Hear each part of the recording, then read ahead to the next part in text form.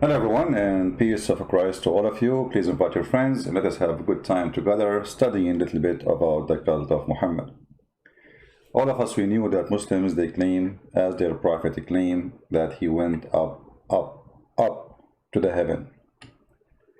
But if we like search a little bit in the internet, we will find Muslims, they have images of their prophet flying a mule. And you will see in the images that there is wings.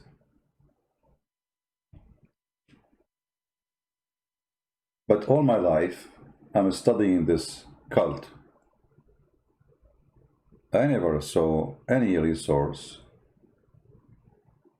any books, and I'm talking about Islamic books, speaking about wings.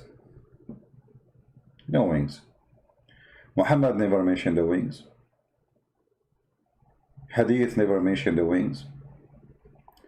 Not a single description mentioned wings. And you know, I challenge any Muslim to show me that I'm wrong.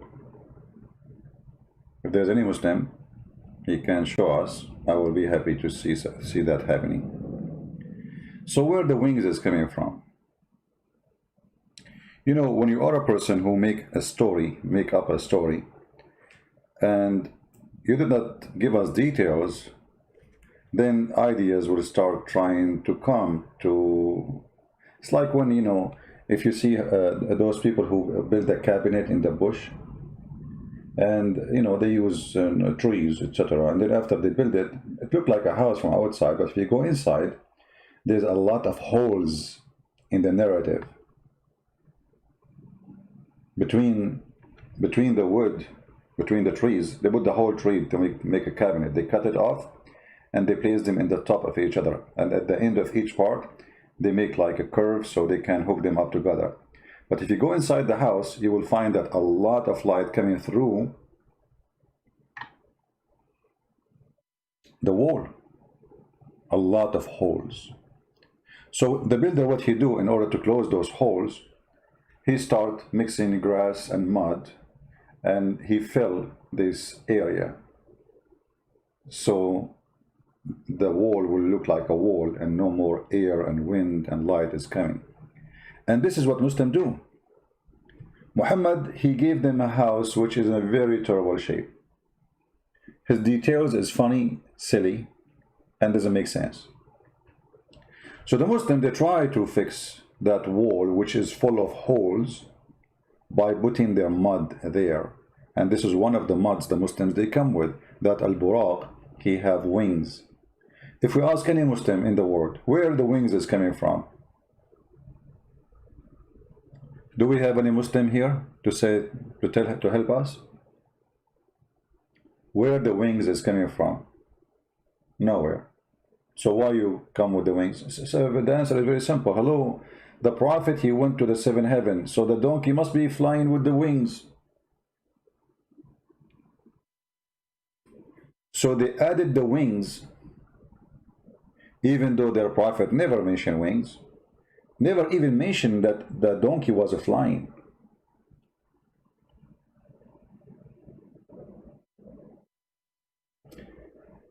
Six, and Allah, you can get it from Amazon, my friend. So Muhammad, he never mentioned such a story.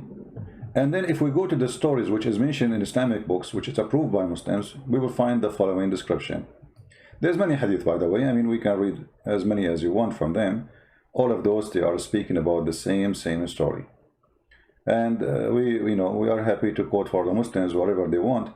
But if we start from the first hadith here in the top, when you search the search engine, it says, I was brought al-buraq. Al-buraq is coming from the word thunder. Thunder, al-buraq. In Arabic, we say barq, the lighting, you know. So obviously, this buraq is given a name because he's very fast. But look what it says. Who he is an animal. He is an animal. He described him as an animal. And this animal, is longer than a donkey but is smaller than a mule? Please, those who are asking silly questions in the chat, focus with me, otherwise I will block you. I'm not here sitting with you to waste my time.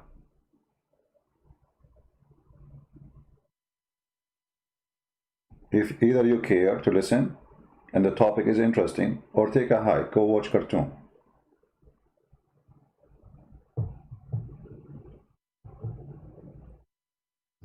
So this animal is white. And you need to remember always, when a description is given, there is a reason. Why the animal is white? I mean, why it's not black? Why it is white?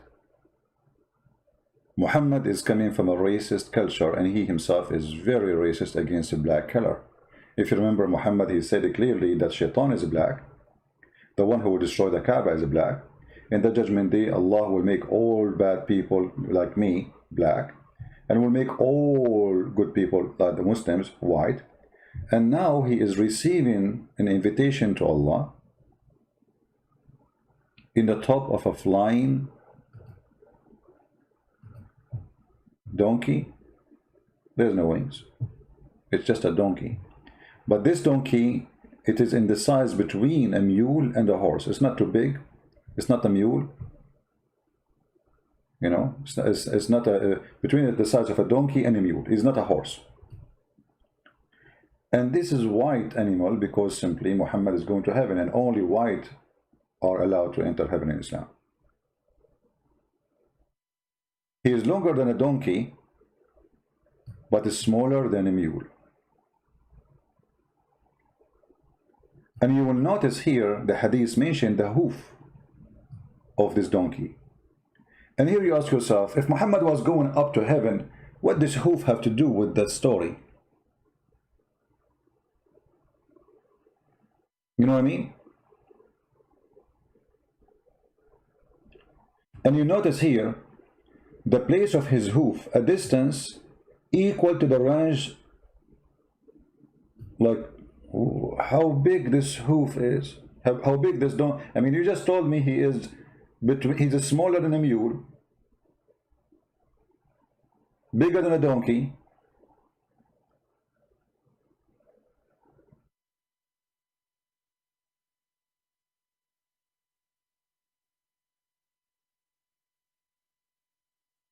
and when this mule he walk, he have a certain way of jumping or walking. Okay, was this mule jumping to heaven or he was flying? When you speak about his hoof, obviously Muhammad, he did not go really to the sky, because obviously the hoof of this animal is used in the trip. He was kicking with his legs, with his feet, if we can say the word feet.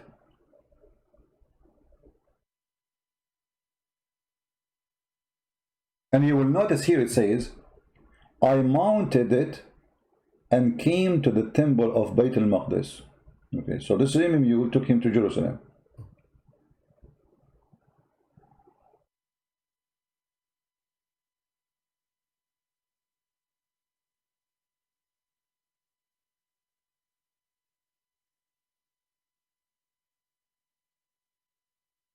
So where Muhammad was going? To the sky, or he was in the ground? If he is in the sky, then why he describing the movement of the hoof? And as long Muhammad, he was riding this donkey, or let us say this animal, who took him to Bayt al-Maqdis, how come Muhammad did not describe anything between? I mean, imagine, okay, Muhammad, so he was riding in the ground, and this donkey was like, each time he kicked like 100 kilometers. But in order to do that, you have to jump in the air, and you have to jump very high. It's like a missile. When your missile go, you cannot send the missile straight, because you will hit objects in your way. There's hills, there's mountains, you cannot go straight, you have to go up, you have to go down. So the story here is very weird and very funny and doesn't make any sense. And then you will see that when he arrived to the temple, which is the temple of the Jews, and Muhammad occupied it, and now they took it and they claim it for themselves, the same as they do with Hagia Sophia.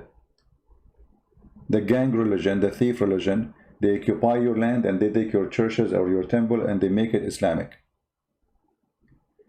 When he arrived to Bayt al-Maqdis, which is the temple of David, he tied his mule with a ring. And look what it says. It says this is a ring used by prophets to tie what? To tie al-Buraq. But this is mean that al-Buraq was an animal who take prophets to that place. And in the door, there's a ring, and those prophets, they tie this mule to it. I don't know if you know what I'm talking about. Like if you see old buildings, you will see like they put a ring in the wall. So when somebody come with his horse or his donkey, he tie it with it, you know. And this is like old days. You find it everywhere. Next to any house or door or a store, they have rings outside so people they can tie their donkeys or their horses. Used by the prophets. If we ask the Muslims, who is the prophets who use these rings? They have no idea. So why you are saying to us it's used by the prophets? Who is the ones who use it? Muhammad, when he went to the seventh heaven and he went to Jerusalem as he claimed, he found all the prophets are there. All the prophets of Allah waiting for him in that, they call it Bayt al-Maqdis, which is very funny for Muslim to use that word, Bayt al-Maqdis. You know, Bayt is an Aramaic word, Maqdis is an Aramaic word, both mean holy house. Why Allah is using Aramaic language even to describe the Kaaba, to describe even what is in heaven. Al-Bayt al-Ma'mur, Bayt is an Aramaic word. Al-Kaaba is a Bayt. But this is stolen from the Aramaic and the Hebrew, like Bethlehem. Bethlehem, you know, I mean, if you go right now and search in Israel, how many cities they start with the word Bayt, you will not believe it. This has nothing to do with Arabic. Was Allah an Aramaic? Or he's a thief? When Muhammad, he went to the seventh heaven,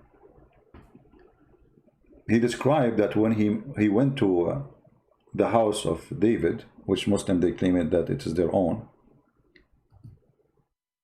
he found there all the prophets waiting for him.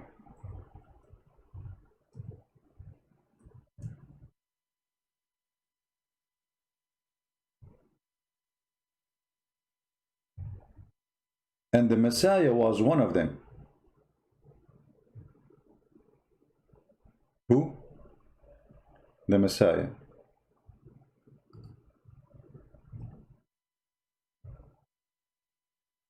How many prophets were waiting for Muhammad there? 124,000 prophets.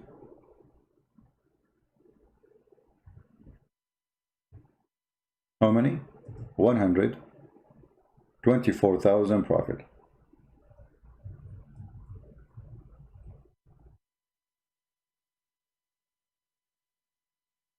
If you notice with me, it says there is only one ring and there's only one donkey.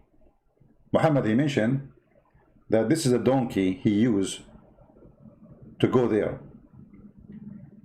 But it says there that this is a ring used by previous prophets.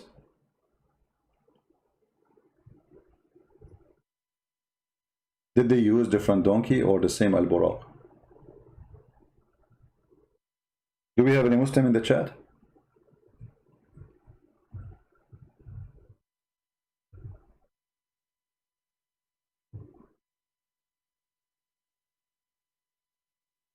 Any Muslim?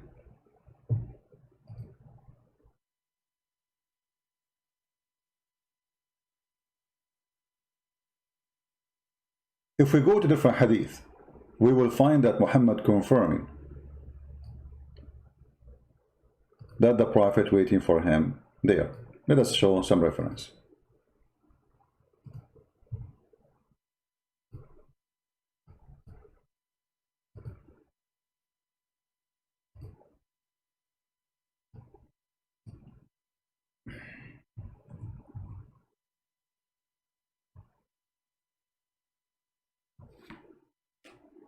Muhammad saying,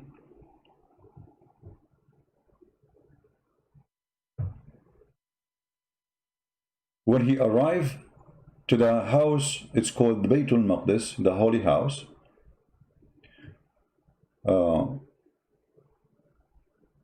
They are asking him, people, they start asking Muhammad about things.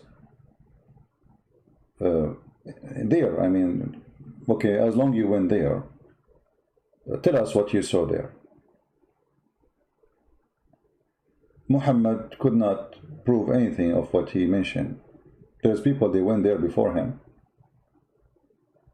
And Muhammad, he said, they start asking me about things, about Baytul Maqdis, about things which I could not observe. Why? You went there. You see how Muhammad got busted?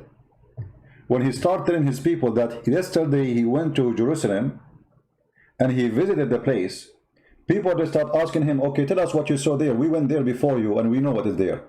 Can you tell us?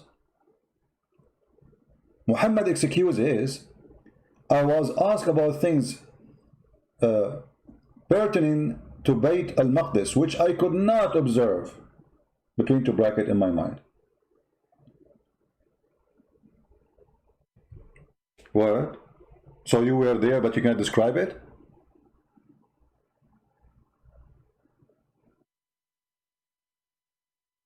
He was there, but he can't describe it. Hey, Christian Prince, did you go to Brazil? Yeah, Brazil, I've been in Brazil. Okay, tell us about the capital of Brazil. Oh, okay, I'm going to tell you right now about Paris. Christian Prince, Paris is not in Brazil. Oh, okay, hold on. I should just, it's a mistake. Sometimes you say things, they don't mean it. Okay, what's the name of the capital? I forgot. We cannot tell you. You have to ask. Anyway, I went to the capital there, and it was there's a lot of snow, very cold, and I saw there the Eskimo, and I saw white bear. Hey, Muhammad, this is Alaska. This is cannot be Brazil. Brazil, there people go naked because it's so hot. So Muhammad, he could not describe anything about where he been. And people, they start laughing at him. And look what it says here. I was very much vexed.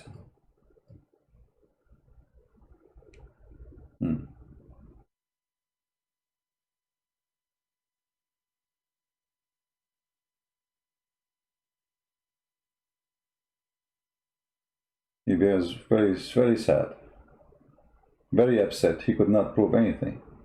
They ask him questions. You've been there. Okay, tell us what you saw. What? Nothing. Nothing. All what this guy, he said, he saw a ring in the wall. He tied his donkey. He went inside. He saw Moses. He saw Isa. He saw the prophet. What you saw? What else you saw? He don't know.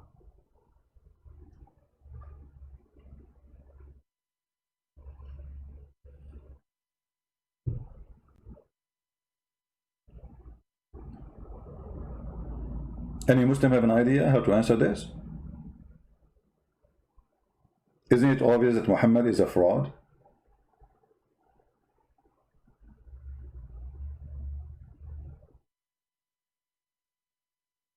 And then, brother, Allah has raised it. Oh, no, this is a different story. Allah, he left up all of Jerusalem to the sky, so Muhammad can see it. What? Allah raised it before my eyes. I looked toward it and I gave them information about whatever they questioned me. I also saw myself among a group of apostles. They are there. Yes, brother. I saw Moses saying a prayer and I found him to be well-built man, as if he was a man of the tribe of etc. I saw Jesus, son of Mary, even Jesus was there,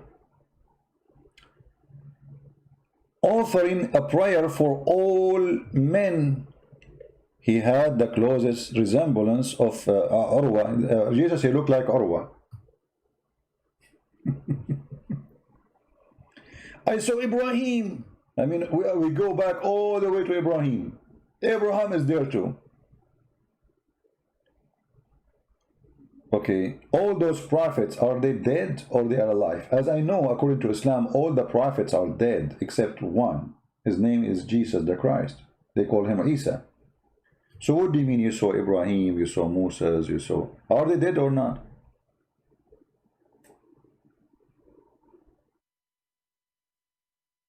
And then Muhammad, Allah, he take him to heaven, and then he see the same people again. So are they in the house of Bayt al-Maqdis in Jerusalem, or they are in heaven?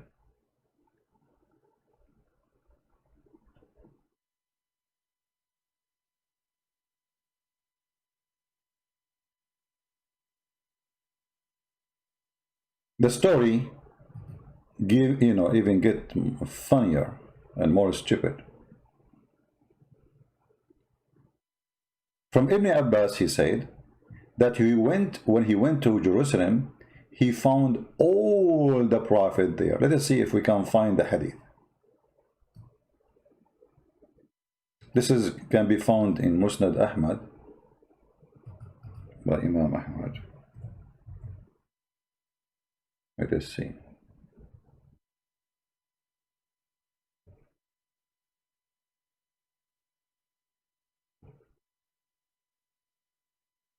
Well, I don't think I can find it here.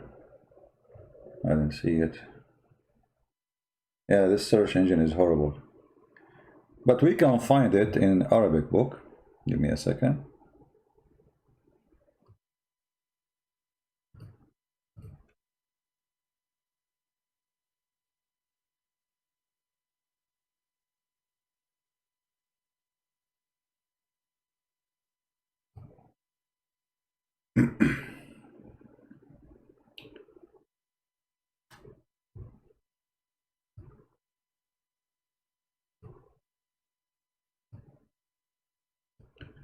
صلاة الأنبياء في الحديث النبوي عن ابن عباس أنه etc. Let us translate to English. You will see here it says he found all the messenger of Allah, all the prophets of Allah are praying there behind him. Click, translate to English.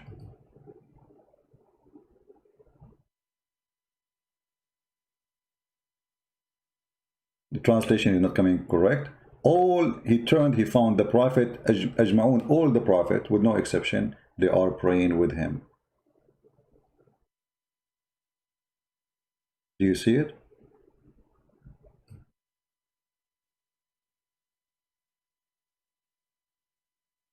Which God gather all his prophet to pray there. Do you see it? Okay. How many prophet? 124,000 prophet. Everyone, he have a donkey. And we have one ring. And we have one house. And yet not a single person who was living at that time in Jerusalem did not notice either Muhammad or the 124,000 donkey or the 124,000 prophet, including Abraham and Moses and whatever.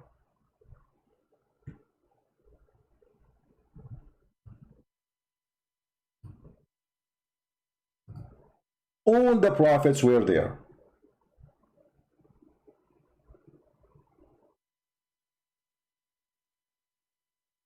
Imagine a small city, Jerusalem right now. Imagine there's 124,000 people gathering around Al-Aqsa. Nobody saw them.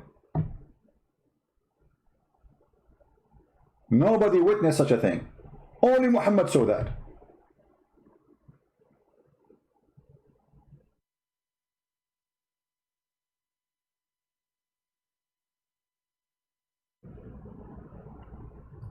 The story even gets funnier and more complicated.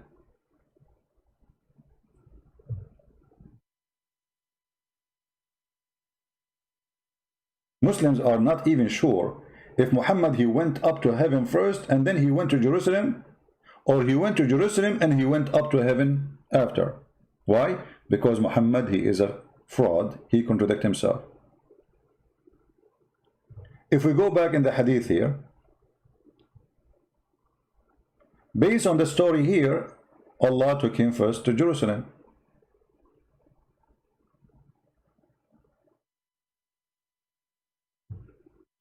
Based on another story, Allah took him first to heaven.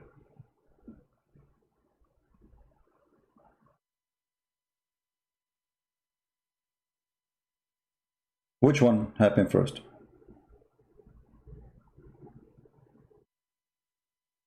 Any Muslim? This is what happened when you have a false prophet who claims something does not exist.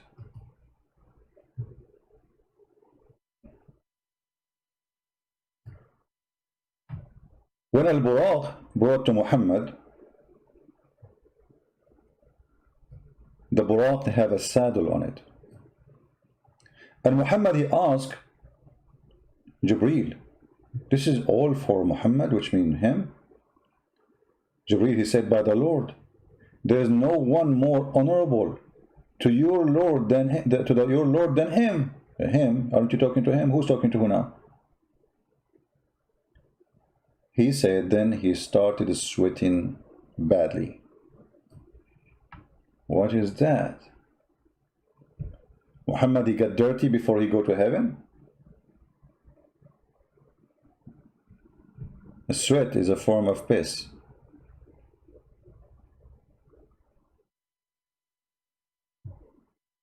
The body of the human being get rid of his dirt in many ways. And that's why sweat smell. It's not a pleasant.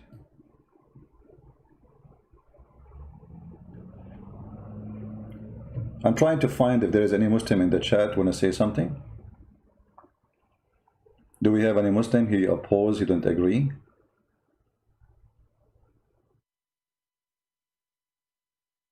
Anyone?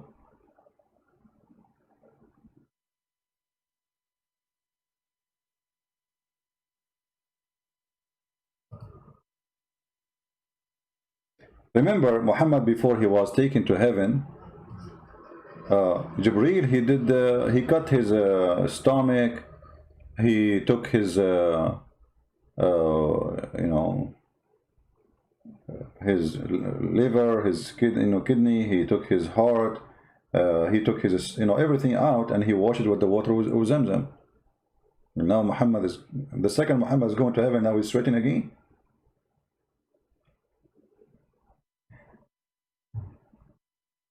If you read the story about Muhammad was taken to heaven process,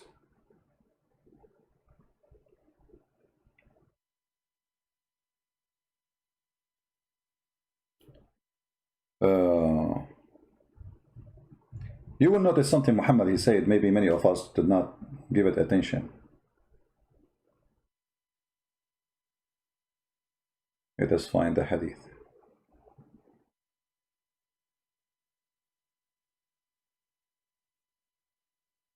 Here we go. Until now, we did not talk about Muhammad where he went, because this is the final destination we're going to reach. But look how Muhammad, he tried to fool the fool. This is why I say always, if a fool like Muhammad can fool you, how fool are you? Muhammad described that before he go to heaven, Allah he did a plastic surgery for his chest and his belly. 3 angels they came, and they put him in the floor, and they did the following. They took him beside the well of Zamzam. Among them was Jibreel. He took a charge on him. This is the Dr. Jibreel now. Jibreel cut open the part of his body between his throat all the way to his testicles. And he took all the material out, the screws, the nails, the material of his chest and his abdomen. And then he washed it with Zamzam water, with his own hands till he cleaned, or he cleansed the inside of his body. And then a gold tray, a gold bowl full of belief and wisdom was brought. Full of what? Of belief and wisdom. Here we learn that in Islam you can install wisdom. It's just a mechanics thing. You open the stomach of somebody, or what you need, 2 dishes, 1 dish of faith and 1 dish of wisdom, and then they stuff it inside you. Abodmin. No, I say it as I like it. I say it. Most of you are here because the way I speak English, my friend. Come on. If I start reading the English correctly, people will not be here. Trust me.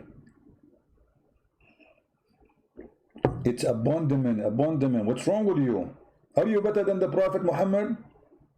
I got a dish of wisdom too. I'm an Arab. Abandonment. Let me teach you English. Okay, hold on. This is Abdul. And this is Omen. This is the old man. So abandonment. I mean, what's wrong with you? Okay, we go back to the topic. So he brought a golden tray, contain a golden bowl full of belief and wisdom. I mean, how dumb you have to believe in such a garbage. Was brought, and then Jibreel stuffed his chest and throat blood vessels with it. If he stuffed it, I mean, there's no more space. That's it. The angel, he keep pushing. They have like a pressure machine to measure. Can we put more? How many what they call it, the pressure for air? IPS, I forgot what they call it. Push more. No, there's a space. Push more. Jibreel, he put his foot and he pushed more. But more. He stuffed it.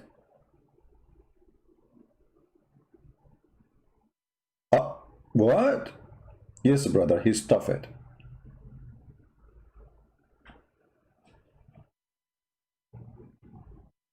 PSI? Yeah, this is PSI, I agree. Yeah, the pressure. PSI. How much PSI you think they have put inside him with this dish of wisdom and faith?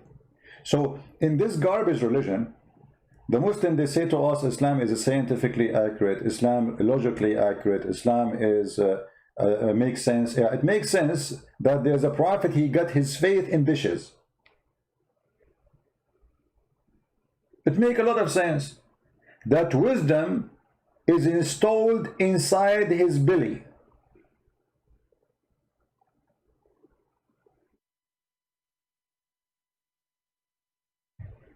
And all of this is what? It's just to prepare him to go up to heaven.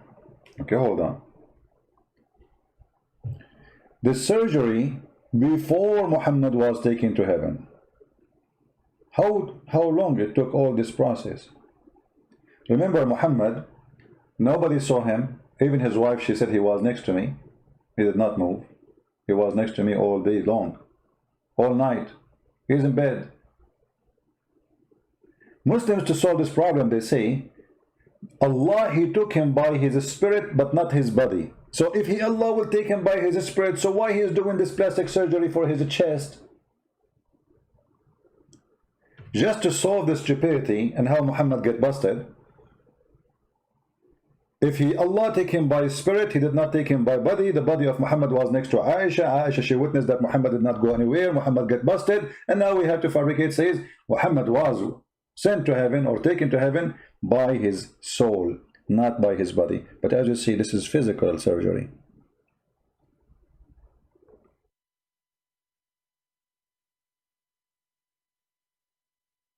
Actually, even the Quran speak about the plastic surgery done for the breast of Muhammad.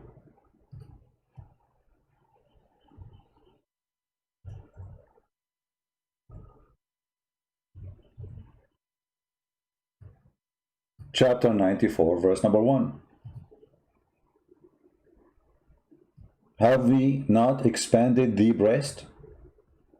I mean, come on. all of us we knew how important it is to have big breast. The Muslim, they say, no, this is not about physical thing, this metaphorical. Hold on, it says, and we removed from thee the burden.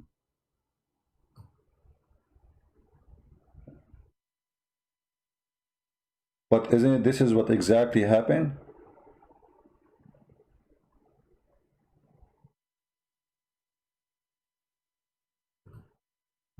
To describe better how this has happened, we have to show you some images. Give me a second.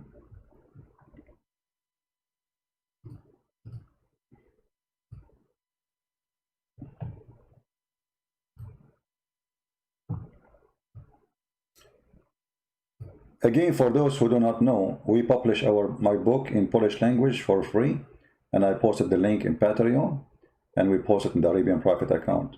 So if you are a person who speaks Polish, please get your copy. Polish language. This is a cartoon, present what happened to Muhammad.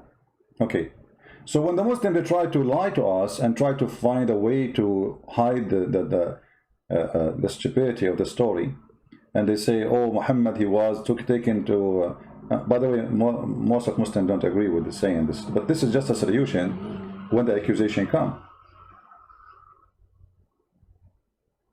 They say that Muhammad, he was taken by the spirit, not by his body.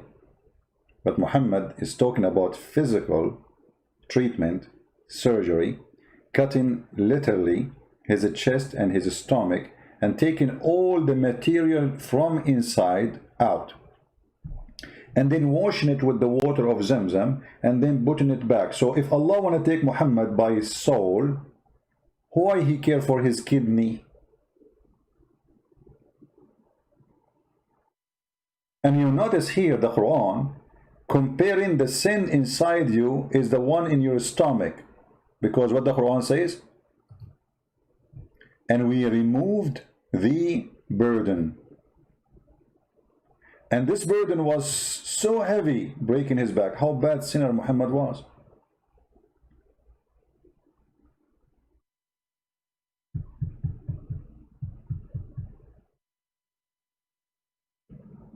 See it? Going back to the story here,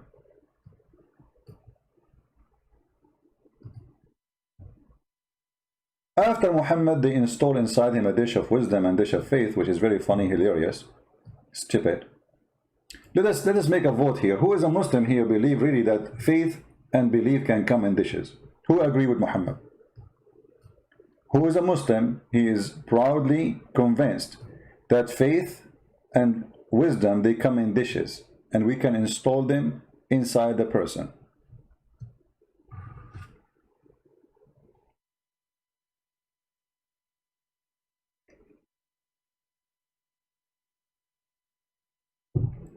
Sun Tzu, I run away from him. Who is this Sun Tzu? I always go to the zoo. Sun Tzu? His name is Sun Tzu? Okay, Tzu. I always run from everybody. I mean, come on. Actually, if you see me in the street, I will be running like Muhammad. Like, dude, leave me alone. Always run from people. What are you kidding me? It's proven by Zakir Naik. This guy who's saying that, he must be having a dish of wisdom now. Scenario. So, who is a Muslim agree that Allah, when he want to make a prophet wise, he sent angels and they put a dish of wisdom inside him? I challenge a single Muslim to call me right now and say I agree with that. Let me go in Skype. Give me a second. Even though I wasn't really thinking about going in Skype now, but maybe. But just to make you hear the response of the Muhammadan.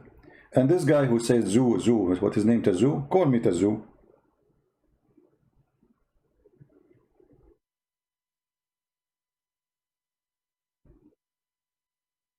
Tzu, can you call me Tzu?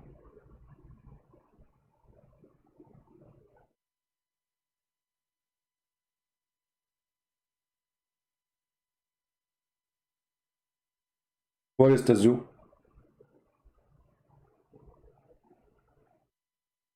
Mayday, Mayday, we need a Tazoo. If you are a Tazoo, call us. We accept all sides of Tazoo. Tazoo, small Tazoo, big Tazoo, it doesn't matter. We have dish for all kind of Tazoo. Get your dish of wisdom before we are out of it. Don't forget to use the Kobon, which we offer with the wisdom dish. The Kobon is, are you ready to write it? But please don't share it with others. This is just special for those who are viewing us. Camel urine.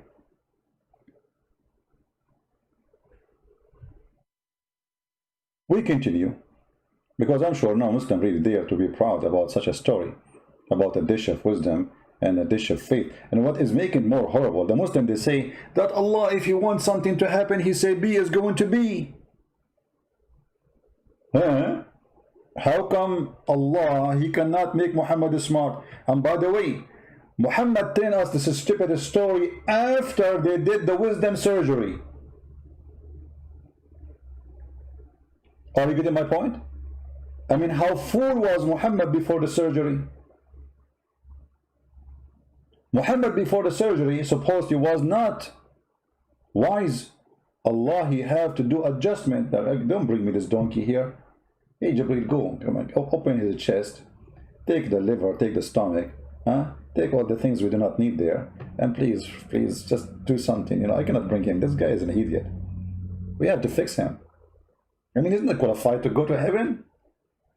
We have to do some repair.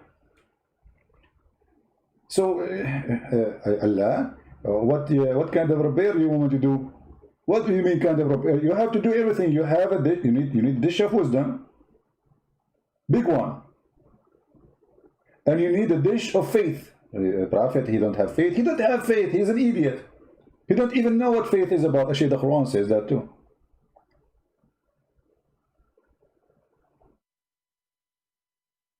The story here is enough to make anyone who have little brain understand. You don't need to be a genius. That this cannot be from God. This guy is an idiot. If this is a story about a dish of wisdom and dish of faith, he taught after the surgery. Muhammad before the surgery, how stupid he was. If we ask the Muslims, yeah, my Skype is on, Tazoo.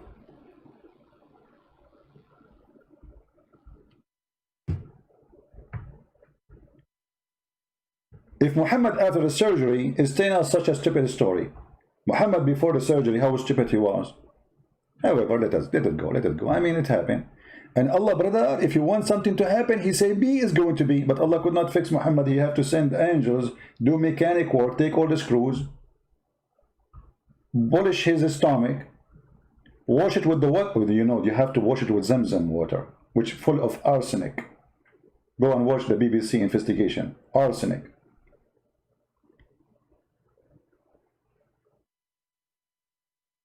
Son Tazoo, one more time you say to me, I will call, I will block you. If you are a man, just call. Stop doing like I will call you. Are you there? You will call me. Can I call you? Just call, man. I hope you're not married. I mean, by the time you make your wife have a baby, she's going to be in her 60.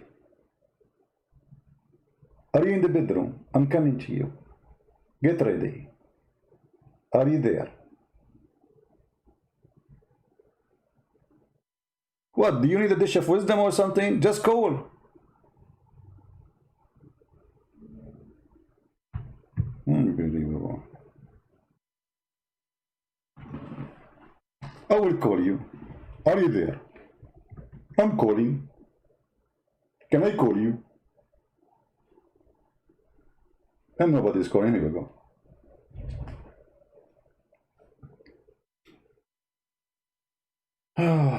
Let's see.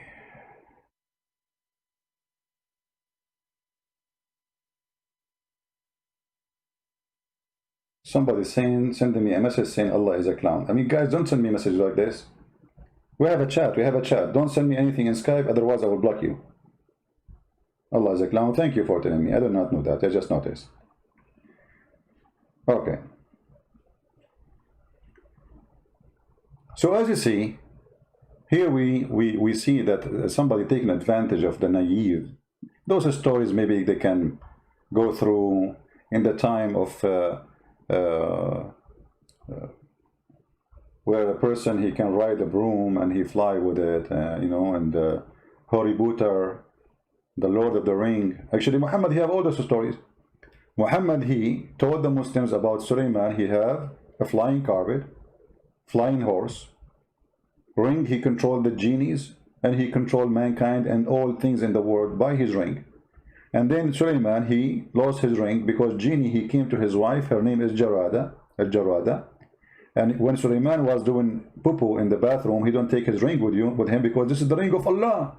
I mean, you cannot take the ring of Allah to use the bathroom. Haram. So Shaitan come and he was in the shape of Sulaiman. He asked Sulaiman's wife to the ring. She gave him the ring. He wore the ring. He became the king. True story. Why in the world you don't believe in Muhammad as a prophet? Why? How dare you? Those stories are true. That's why when I go in the bathroom, I don't give my ring to my wife. I don't have a wife. I hide the ring somewhere. I hide it, you know. You can't trust your wife to give the ring. She will, Shaitan will come in your shape. She asks her for the ring. She take the ring. You know, okay. This is what happened to many of us. You know, your wife, she go give the bank account number because she think this is you, but it's not you. Because you look like you and speaking like you and you sound like you, but she give the, you know, and then you end up there's no money in the bank. And what happened to this Tuzu? Tuzu, are you doing surgery for Zamzam? I thought you want to call me.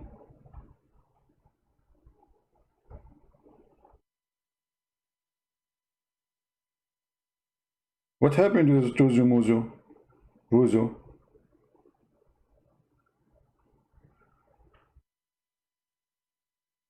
All right. And then Muhammad, look what he said here.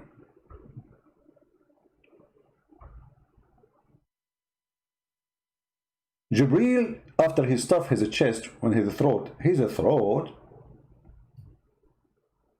what? He stuffed his throat, blood vessels, and you tell me that Islam is not scientific? With it, and then close it. For sure you close it. Imagine Muhammad is walking like a zombie and his throat is open, like hello. Like in some countries, you know, the doctor, they forget a Caesar inside your stomach. Hello. Jibreel will not do that mistake. So he closed it. After he stuffed it, so now we have a stuffed throat with wisdom and faith. And here you notice that there's no more space. I mean, the faith and the wisdom is all the way to his throat. If Muhammad, you open his mouth, you don't see teeth. You see wisdom, you see faith.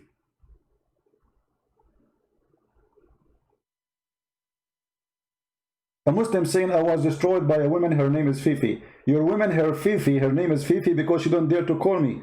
Why she don't call me and destroy me with her high heels? The only thing she can do, she call me Habibi and she blink with her eyes. People a flute. Okay. I saw a text.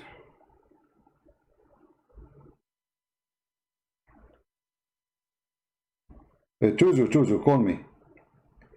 For some reason, I don't see your text. I saw a text actually, but when I click at this, you know, it disappear. Call me, Tuzu. Fifi, call me. Sisi, call me. All Fifi, Mimi, Susu. If you are brave, call me. All of us, we are destroyed by you. Yet nobody dare to call us.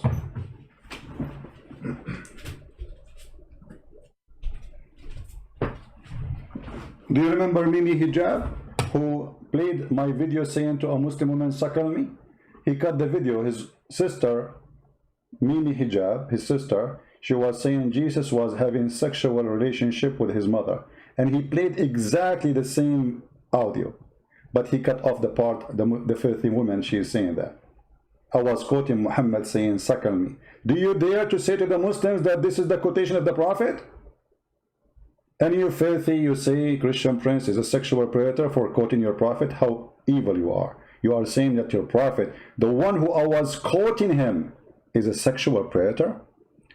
Your boy is finished. Potatoes, cowards,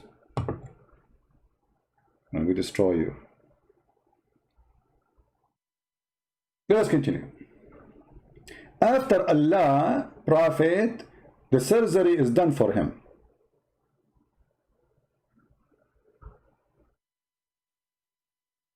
Huh? Hold on, we have somebody saying, why not listen where it says surgery? Why make insult to Hindus and Mexican?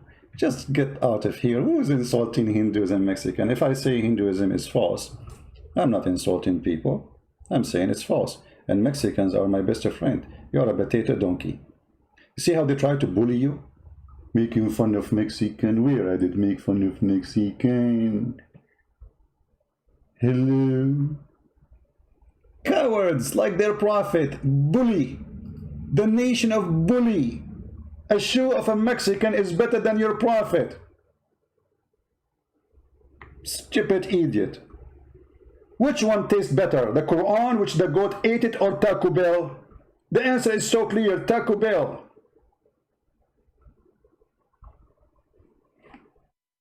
Potato.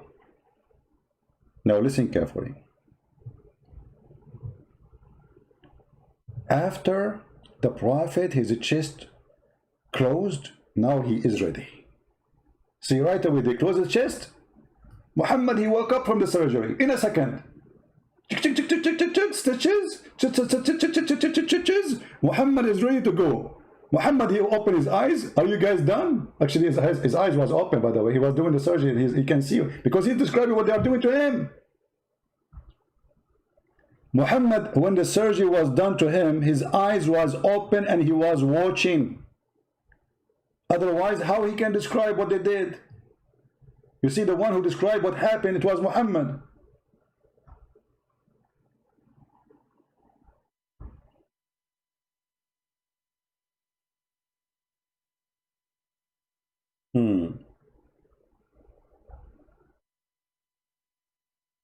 So stupid? I am so stupid?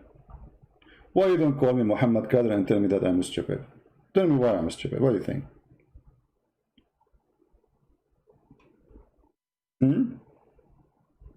Where is Imam Murrah? Imam Murrah is here. Do you dare to call me Imam Murrah? The Muslims, they never heard of an Imam Murrah. So I showed them many days they have Imam Murrah. They said this is time traveling. They said in my book, there's a quotation, they cannot find anywhere. Christian Prince is a liar. And we challenge him to find it. And then we got them busted. We find it. We find the line. We find the chapter. We find the page. And the cowards, they were defeated by their stupidity. And here we go. Why you don't call me Imam Murrah? Who was brave to call? I accuse you, all of you are text terrorists. Otherwise, as long you can prove me wrong, why you don't call? And let everybody witness. Okay, we have somebody calling. Hello? Hello? Yes. Hello? Mute you too, please. Hello? You will spend the day saying hello. Do you hear me? Hello? Yes, I'm hearing you. Okay, are you a Muslim, my friend? Sorry? Are you a Muslim? Are you a Christian Prince? Yes, are you a Muslim? Are you a Christian Prince? Yes, I am. Are you a Muslim? I'm not a Muslim. So why are you calling me? I'm Sunju. You are what? I'm Sunju. I'm Sunju. What's People are asking me to call you. Okay, so if you are not a Muslim, why you are calling me? Because there's a lot of the chat asking me to call you. They Your chat. Okay, hold on. Live streams. Okay, go. Stupid people. People asking you to call me. I thought you wanted to. Are you a Muslim? No. So why you are calling me? Because people, they ask me to call you. Don't get married, okay?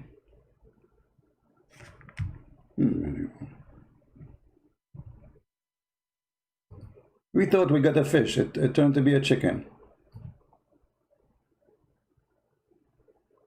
Yeah, what I would do with them? Sun Tzu, Tu Tzu, he's the Muslim. Anyway, and then he scanned it with him to heaven. Here we have the problem.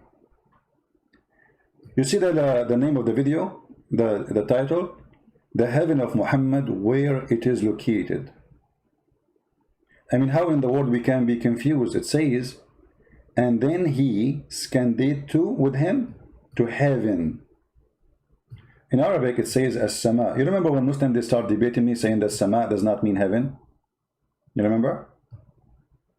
In Arabic here it says, he took him to the lowest heaven. To where? To the lowest heaven, as-sama'u dunya.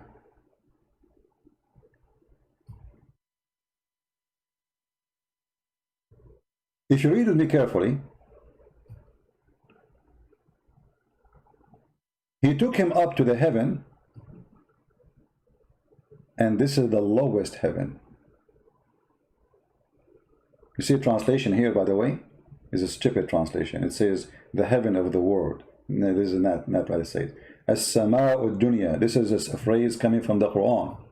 Muhammad, he claimed that in that location, as-sama'u dunya, is where the stars are located.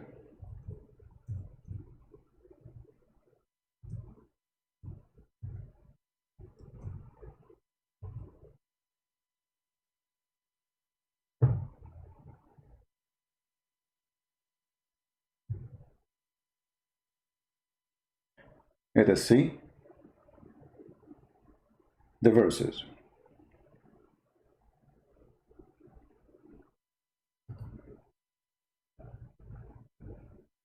إنا زينا السماء الدنيا بزينة الكواكب. What does that mean?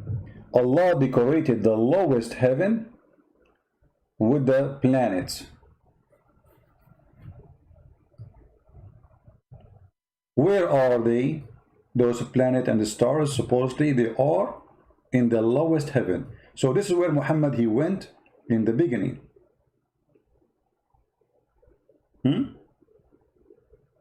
Muhammad, he went to that location.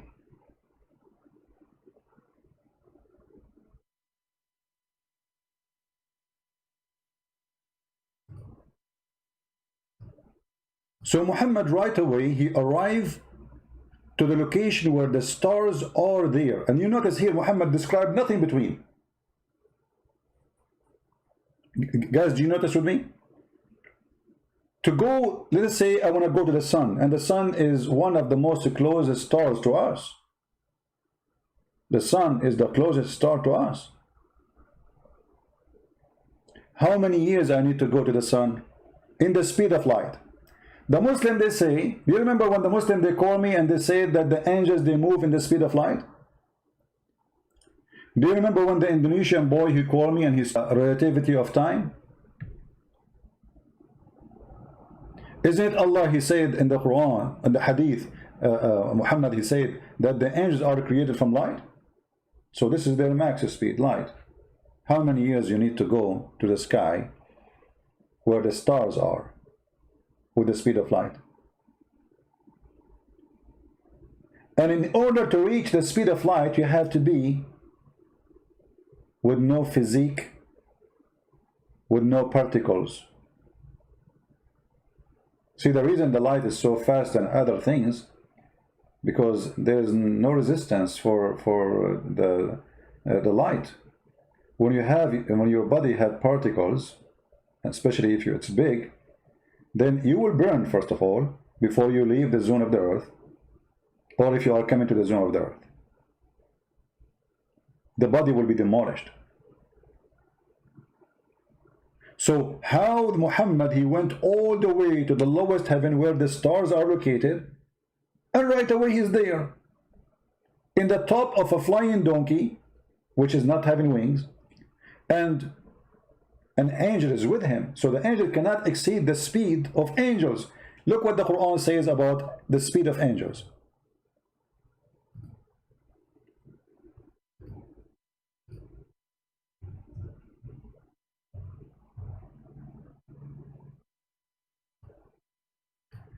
Chapter 32, verse number 5, it says,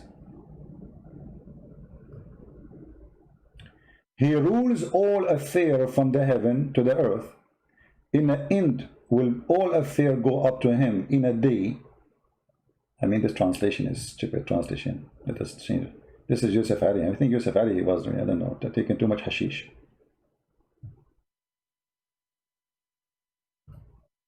Let us see. This is Dudi. Let us take Hilali Khan.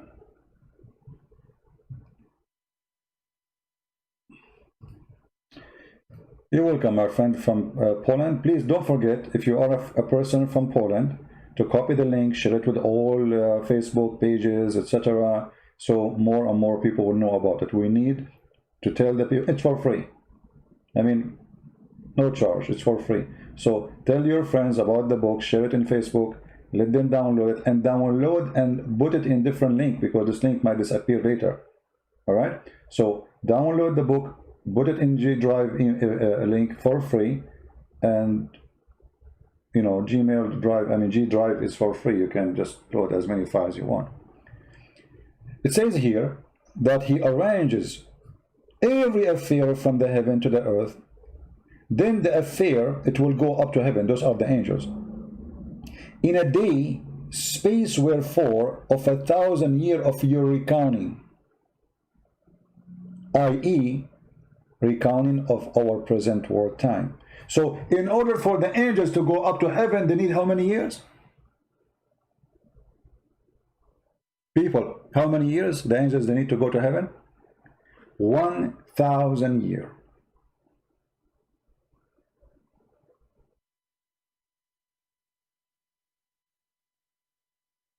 Who said that? The Quran.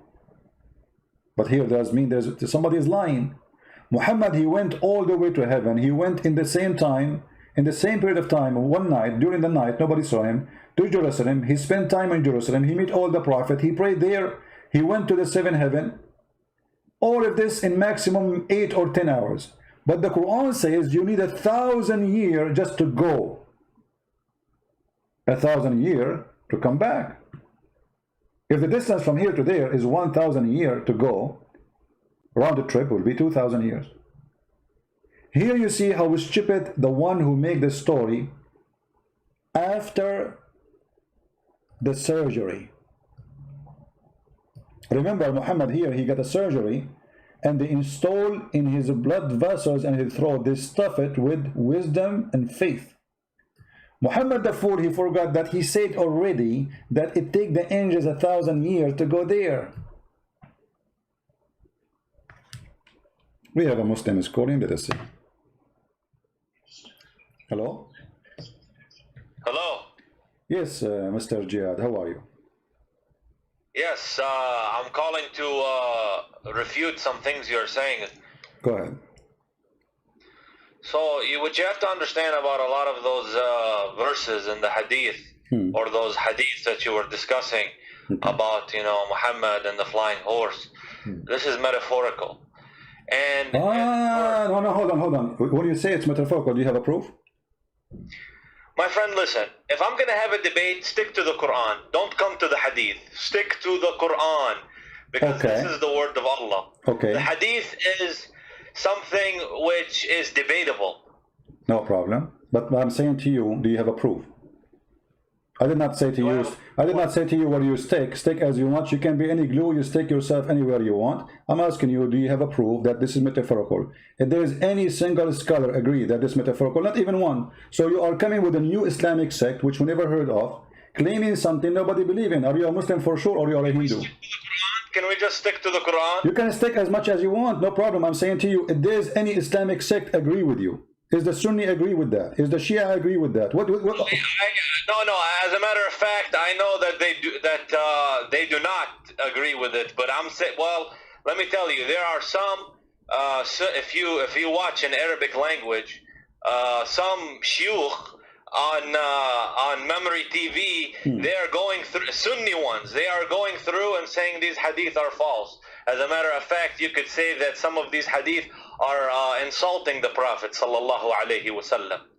They are insulting him. Some Sunni shuyukh, I seen it with my own eyes, wallahi. Okay, Mr. Wallahi. So, but isn't it? But isn't it? This is. I want to stick with the Quran. My friend, isn't it? This is Sahih al-Bukhari. So you Muslim Sunni, you call it Sahih, and now you are saying it's a lie. I'm saying perhaps some of them are it's not entirely reliable. Some of them. Okay. So what is the problem? That's what I'm telling you, to go to the Quran. All right. I will destroy anything you want to say about the Quran. Oh, so you wanted to change the topic because here the story is in the Hadith, and you are saying let us go to. You're talking about the flying horse. Okay, no problem. Listen, no. As long as you choose the Quran for me, I want to ask you something about the Quran. If there is something in the Quran, you see, I'm going to give you freedom now to prove to me from your Quran. I'm going to forget about the whole story. You are a person who is Quran only. Are you a Quran only? For the most part. No, you cannot say for the most part. Either Quran only or not Quran only. You cannot. Hadith, if it's acceptable, يعني if it's narrated by Al-Rashidun, fine. But some other people, Sahabi, which we cannot say if they are reliable or not. I have to take it with a grain of salt. But I'm showing you Hadith says it's Sahih. This is Sahih. This is Sahih Bukhari. So it is. This whole Hadith situation, it's being reevaluated. By who? I've seen it. There's shuyukh who are saying. My friend, the shuyukh you are saying. I heard a sheikh yesterday, a few days ago in Egypt. His name Sheikh Izmizu, and he's from Al-Azhar University. I don't know if you heard of him. He says Kitab al-Bukhari maskhara. Correct? Did you hear it? Al-Bukhari maskhara? Yeah, he said that. You can search it right now on Google. I can put it for you on the screen. Okay. Yeah, okay. يمكن في البخاري مسخرة. But he said no. He said all al-Bukhari is maskhara. I'm saying that there's a lot. You know what maskhara mean, right? I'm trying to tell you that there are a lot of things in Sahih al-Bukhari which could be inaccurate in my view. Ah, okay. How we knew that the Quran is not the same? I mean, the Quran is a book collected long after that. And here we go. I'm going to give you a chance, my friend. I will change the whole topic. Choose for me something in the Quran proven to be true. Why don't we? Well, I wanted to start with, there's a lot of mathematical, if you look at Shabir Ali, what he said, there's a lot of mathematical patterns in the Quran. All of them, they are lies. And all of them, they are, my friend, all of them are lies. And you speak Arabic, right? I speak, Amiya of 80%. No problem, but you can read. Here we go. I can calculate the numbers for you of the letters, and you speak Arabic, and you will see how I can get them busted in a few seconds. I have a good basis in Arabic, and I can see it. Yes, I have a strong basis in Arabic, but English, I'm stronger in it. No problem, but you can count letters, right? So those liars, they say number 19 is the miracle. If we count chapter, here we go, Ar-Rahman, Bismillah Ar-Rahman. Is it 19 letters? No. Because if you speak Arabic, you see that the first word is bism. I cannot see anything. Are you sharing your screen? I'm sharing the screen, yeah. Where? In the Skype or the YouTube? In the YouTube. Just to be sure you mute YouTube, please, so that we don't have double sound. Okay, I'll mute the YouTube. So are you putting it now? Yeah, it's in the screen. It's in the screen. Okay. So Bismillahir-Rahmanir-Rahim. Yeah, what is okay, what is the first word here is bism, right? Yes. This is a change of letters happened after they wrote and they draw the Quran. This is a drawing. The true word writing is bi-ism. Do you agree? Bi-ism, yes. Correct. In the name of Allah. Thank you very much. So guys, so the first one is bi-ism. Here we go. So we have to add a letter now. Here we go, bi-ism. So 19 became 20. Look at Ar-Rahman. Allah have shadda. That means there's two L, two letters. That's make them two letters. We add one more letter here. This is 21. And now we have in the top of the letter Ra another shadda. That's another Ra. This is another letter. And now we have in the top of the Ra here another shadda. That's another Ra. So number 19 became what? Became 20, 21, 22, 23 letters, and your miracle is being destroyed, smashed in a 2 seconds. No, those are not letters. They are letters. Ar-Rahman, my friend. They are letters. No. Listen. You can go to the guy. His name. What's his name, guys? The guy who make a pattern in the Quran. What's his name? For this, you know, my friend. I don't want you to confuse the people out there. Okay? My friend, you speak Arabic, and you are the one who agree with me. Everybody heard you saying that the word bism is bi-ism. Did you say bi-ism and you agree? You said you agree. You said yes, bi-ism, not bism. So bi-ism. So there's a letter alif. So Bismillah. No, there's nothing called bism. Okay, are you saying if you write the word bi-ism is wrong or bi-ism is correct? Which one? Those are nuqat, and they're not letters. No, they are letters. They are alif, bi-ism. Who said their letters, my friend? Who said their letters? Okay, this is the first time I heard that. Okay. This is like, you know. Okay, I want you to look with me in the screen. If I write the word like this, I'm using my mouse, okay? If I write it like this, is it wrong? I didn't see. It's in the screen. Oh, okay, yeah, in the red letters. Okay, is it wrong? Which one is correct? The one as in the Quran, it says, or the one I wrote? But like when you write Arabic, you don't have to use those. You can just No, I'm not, my friend. Can we be straight in answer, please? Which one is correct? This one in the Quran or the one I wrote? You put ba alif. So that's not correct. Not correct, guys. Be my witness. It's not correct. Be my witness is not correct. Okay. The one you put ba alif. No problem. Not correct. Okay, not correct. I agree. You know, okay, guys. He's not correct. He insists. So if I show it to you now in the Quran, written the same, if I show it to you in the Quran right now, written as I wrote it for you, what you would do? Again, say again. Say again. You see now he's getting nervous. If I show it to you in the Quran, the same as I wrote it for you, what you would do? You're gonna show me the way you wrote it in the Quran, as the way you have this in the Quran. Yeah. And you said it's wrong. Everybody heard you. I challenge you to show me. Okay, if I show you, what you would do? You leave Islam? My friend, you're not my friend. Okay, go ahead and show me, but you go to the points which are of no significance. Okay. What do you mean no significance? You know, because now, because no, they are because simply here we go. Hold on, it's in front of you. You see it? This is exactly how I wrote it, and appear in the Quran at least 4 times, exactly as I wrote it. But it's a different word, maybe. What different word? سبح باسم ربك العظيم. You speak Arabic. Do it, my friend. Let me go on the computer and see this. Remember, guys, he said. Let me see. Remember, he said this is wrong. This is wrong. This cannot be written like this. This is wrong.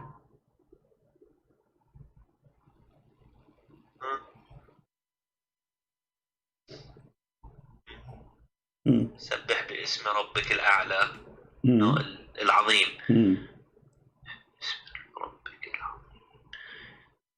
This is in the Quran? No, this is in Mickey Mouse book.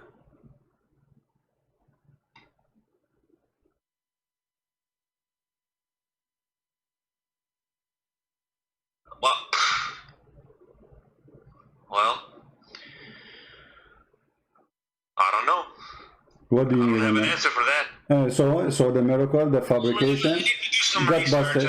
So consult. Okay, you can consult. Discuss it with him. And I can come back to you. Okay, no problem. Okay, forget about this one. The first one turned to be false. Give me something else. The first one about the numbers 19, etc. became garbage. So give me something can be proven to be true. Forget about this one. We forgive thee.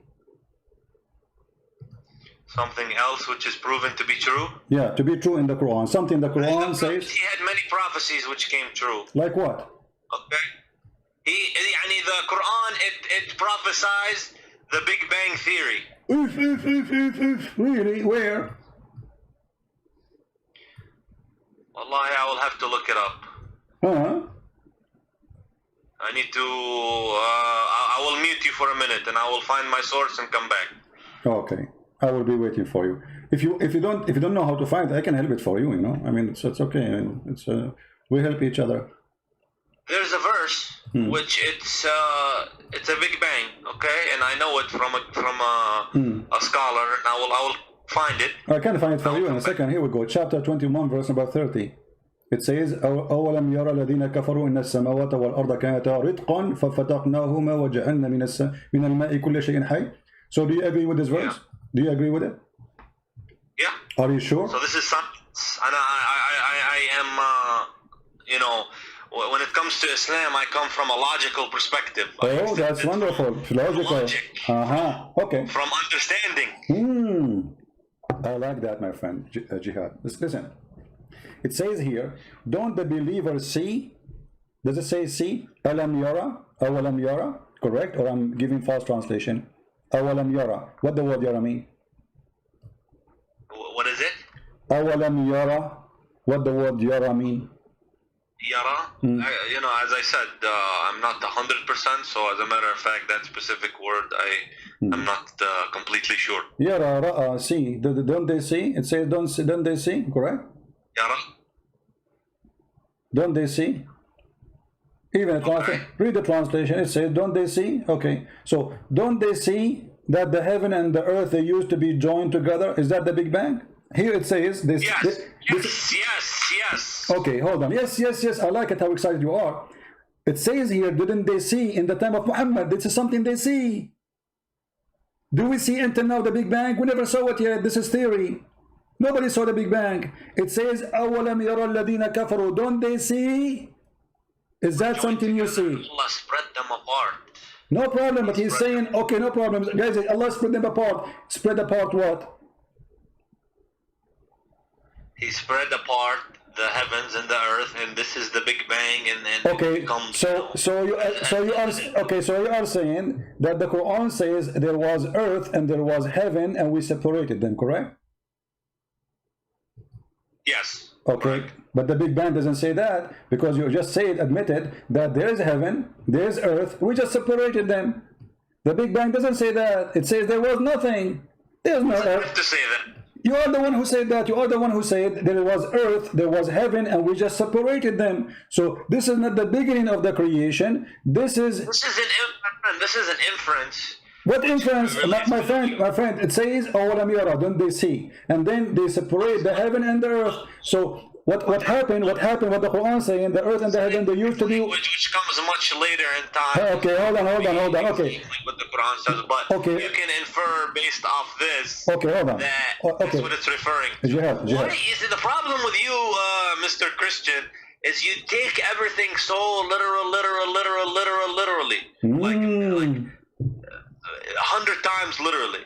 Right, because here you have the microscope of a Christian prince. We make the image so big so nobody can lie to us. And look what happened to you. You just admitted I am the one who is making it so clear, and you are the one trying to go. No, don't go by details. Just let it go. Let me ask you. You mentioned something about which one comes first. According to the Quran, which one comes first? The sky, the stars, or the earth? Which one's created first? The heaven. The heaven, guys. Did he say the heaven? Did he say the heaven created first? Are you sure? Hey, my friend, listen. No, don't tell me. Calling you. A second ago you were a scholar. A second ago you were a scholar in the Big Bang. Now you do not know which one is created first, and you don't dare to say I'm sure. I ask you, Which one is created first? You said the heaven, and now you are trying to swallow it because you're afraid I'm going to show you something will torture what you said. So can you be, please, I'm speaking to you nicely in respect, Mr. Jihad. Can you be honest and tell us, according to Islam, which one, I will make it simple for you. Listen carefully. I have a Bible verse I want to share with the viewers. No problem. You can search as, but don't change the topic, please. This is a weakness spot on you. You are changing the topic because it's embarrassing. So now let us switch to talk about cars. So I want to ask you, which one Allah created first? I will choose two objects, one from the earth and one from the heaven. The stars or the trees and dust? The stars. The stars. I believe it's the stars because the earth is next. Okay. All right. So guys, he believed, our friend here, he believed the stars was created first. That's wonderful. I didn't confirm it. You did not confirm it. So what you confirm to us now? So you are saying, can you confirm, please? I mean, what's wrong with Muslims? Why they can't confirm anything? A second ago it was obvious. Now because you're afraid. My friend, why you have to be insulting? I am not insulting. Either I'm speaking to an adult. Have an intellectual discussion. I'm speaking to an adult, so give me an answer of an adult. I asked you, is the stars created first? You said first. And then now, a second after. I said the stars are first, yes. Okay, so are you going to change your mind, or this is fixed answer? A man answer. Okay, well, I need to see it. Don't tell me the answer. Is it fixed or this is a game? Are we speaking to a man, he says something, he believes in it, or a kid who says he changes his mind every 2 seconds? So, is the stars created first? Either you say yes or no. The stars yes, are okay. They are created first. Okay, absolutely. So the stars are created before the mountains, before the trees, before all those things, correct? Again, yes. Okay, guys. Yeah. My friend here, he's helping us a lot to show you that Islam is a false cult. And here is the answer. This is the Quran. And this is how Allah describing how he created things step by step. Chapter 41. And you can read the translation you wish. Which translation you like? Yusuf Ali. Yusuf Ali. No problem. Yusuf Ali. You read Yusuf Ali. If you don't, are you sure you will change your mind soon? No, go ahead. Okay. You speak Arabic anyway, so that will help us. Let us go to Yusuf Ali. All right. It says here, is that ye deny him who created the earth in 2 days? He created the earth in 2 days. And then he set on the earth mountains standing firm, high above it, and he bestowed blessing on earth, and measured all things. What's it again? You are reading different verse. My friend, you are reading different verse. Chapter 41. Read with me. As long as you mention Arabic, let me, in your Arabic, okay, let us read together. It says here, خلق الأرض في يومين وتجعلون له أندادا ذلك رب العالمين وجعل فيها رواسي من فوقها وبارك فيها وقدر فيها أقواتها في 4 أيام سواء للسائلين. Okay, so 2 days to create the earth, 4 days to create everything in the top of the earth. Until now, there was nothing in the sky. And then, look, the translation says false. It says moreover. In Arabic, it says. Does it have to mention it? Does it have to mention the sky? Yes, because he's saying, he mentioned the sky now. He says, thumma. Thumma in Arabic is something you say for something that did not happen right away. It took a period of time. Thumma stawa. And then he went out to the sky and he designed the sky, and the sky was a smoke. There was nothing. No stars. Verses, man. I want to see exactly what I'm not jumping. Okay. I want you to read it. You can read it, no problem. So to avoid jumping, I want you to read it. Can you read for us? Yeah. Okay. You start reading, please. You read, and I will be listening to you what you say, and to be sure, He said to it, into the earth, come. ye together, willingly or unwillingly. They said, okay, you see, I cannot see now. What willingly and willingly? What are you talking about? I'm looking in your screen. Okay, you want to read it from which verse? Start from where? My friend, you have something on the screen. Okay, read from verse number 9, so we can start from the beginning. Verse number 9 in the screen. Here we go. I put it for you on the screen. Number 9. Yeah. Okay, do you scroll? Let me. Do you verily, you have to disbelieve in him who created the earth in 2 days, and you set up rivals with him? That is the Lord of Rabb al-Alameen. Okay. Okay, verse number 10. He placed therein firm mountains from above it, and he blessed it and measured therein its sustenance in 4 days. Wonderful. For all those who ask. Okay. Verse number 11. Huh? Verse number 11 now. Then he rose over towards the heaven when it, scroll down a little bit, when it was smoke, and said to it and to the earth, come, both of you, willingly or unwillingly. Okay. They said, we come willingly. Okay. Verse number 12. Then he completed and finished from their creation, go down, 7 heavens in 2 days. And continue. Okay, well, and he made in each heaven its affair, and we adorned the nearest, lowest heaven with lamps to be in adornment, as well as to guard the devils by using them as missiles against the devils. So what is the last thing Allah created? The stars.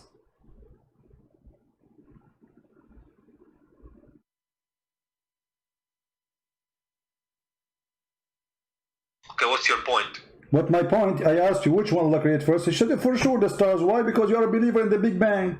But here you see that there's no Big Bang, first of all. Secondly, according to your God, Allah, He created everything in the earth. He created all the trees, all the mountains, all the rivers, everything, all the creatures, the grass, the trees, and then at the end He made the stars. Do you agree with this? If the Quran says it, I agree with it. Okay, guys, the Quran said you agree with it. So now we will change your opinion. So it is not the mountains that created first, it was the stars, correct? No, the Quran says the stars is created last. Okay, and so I'm saying it's not the mountains that created first. It was this. It's not this. This is my mistake. Sorry, it's not the mountains. The mountains that created first in this chapter, not the stars. Correct? The stars was last. The Quran says it. Okay, thank you. But in different verse in the Quran, it says the opposite. In different verse in the Quran, it says that Allah created the stars first, and then He created the mountains. Okay, well, What? I have to research. What do you mean you have to research? What research for what? This is Quran. You speak Arabic. You are helping me very nicely, and I appreciate having you here because you speak Arabic, which is wonderful. And I was ignorant after you call me. Now I am very well informed, and I know better. So can we read together and see what the Quran is saying? Read carefully. This is the Quran, chapter 79. This is the Quran. I mean, I don't have an answer, really, to be honest. No with problem. But this is the Quran, chapter 79, saying, you can read. Go ahead, read for us. Verse number 27. Go up. You passed it. No, I'm there. 27. You passed it. Are you the harder to create? Are you the harder to create, or the heaven?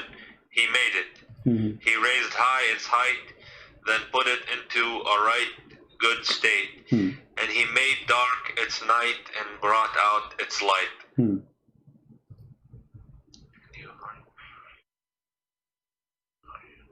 Read loud, so people can see the wisdom of Allah. He raised high its height, then put it into a right good state. And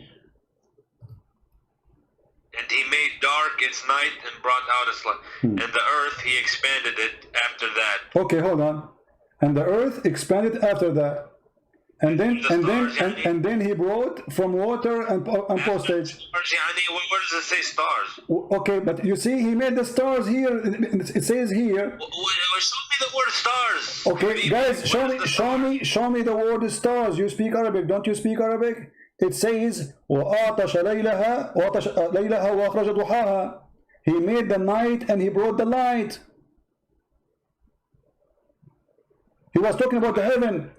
Is it you harder to create all the heaven? He raised it high above, and he make it in our state, and then he made the dark. I have to look into it.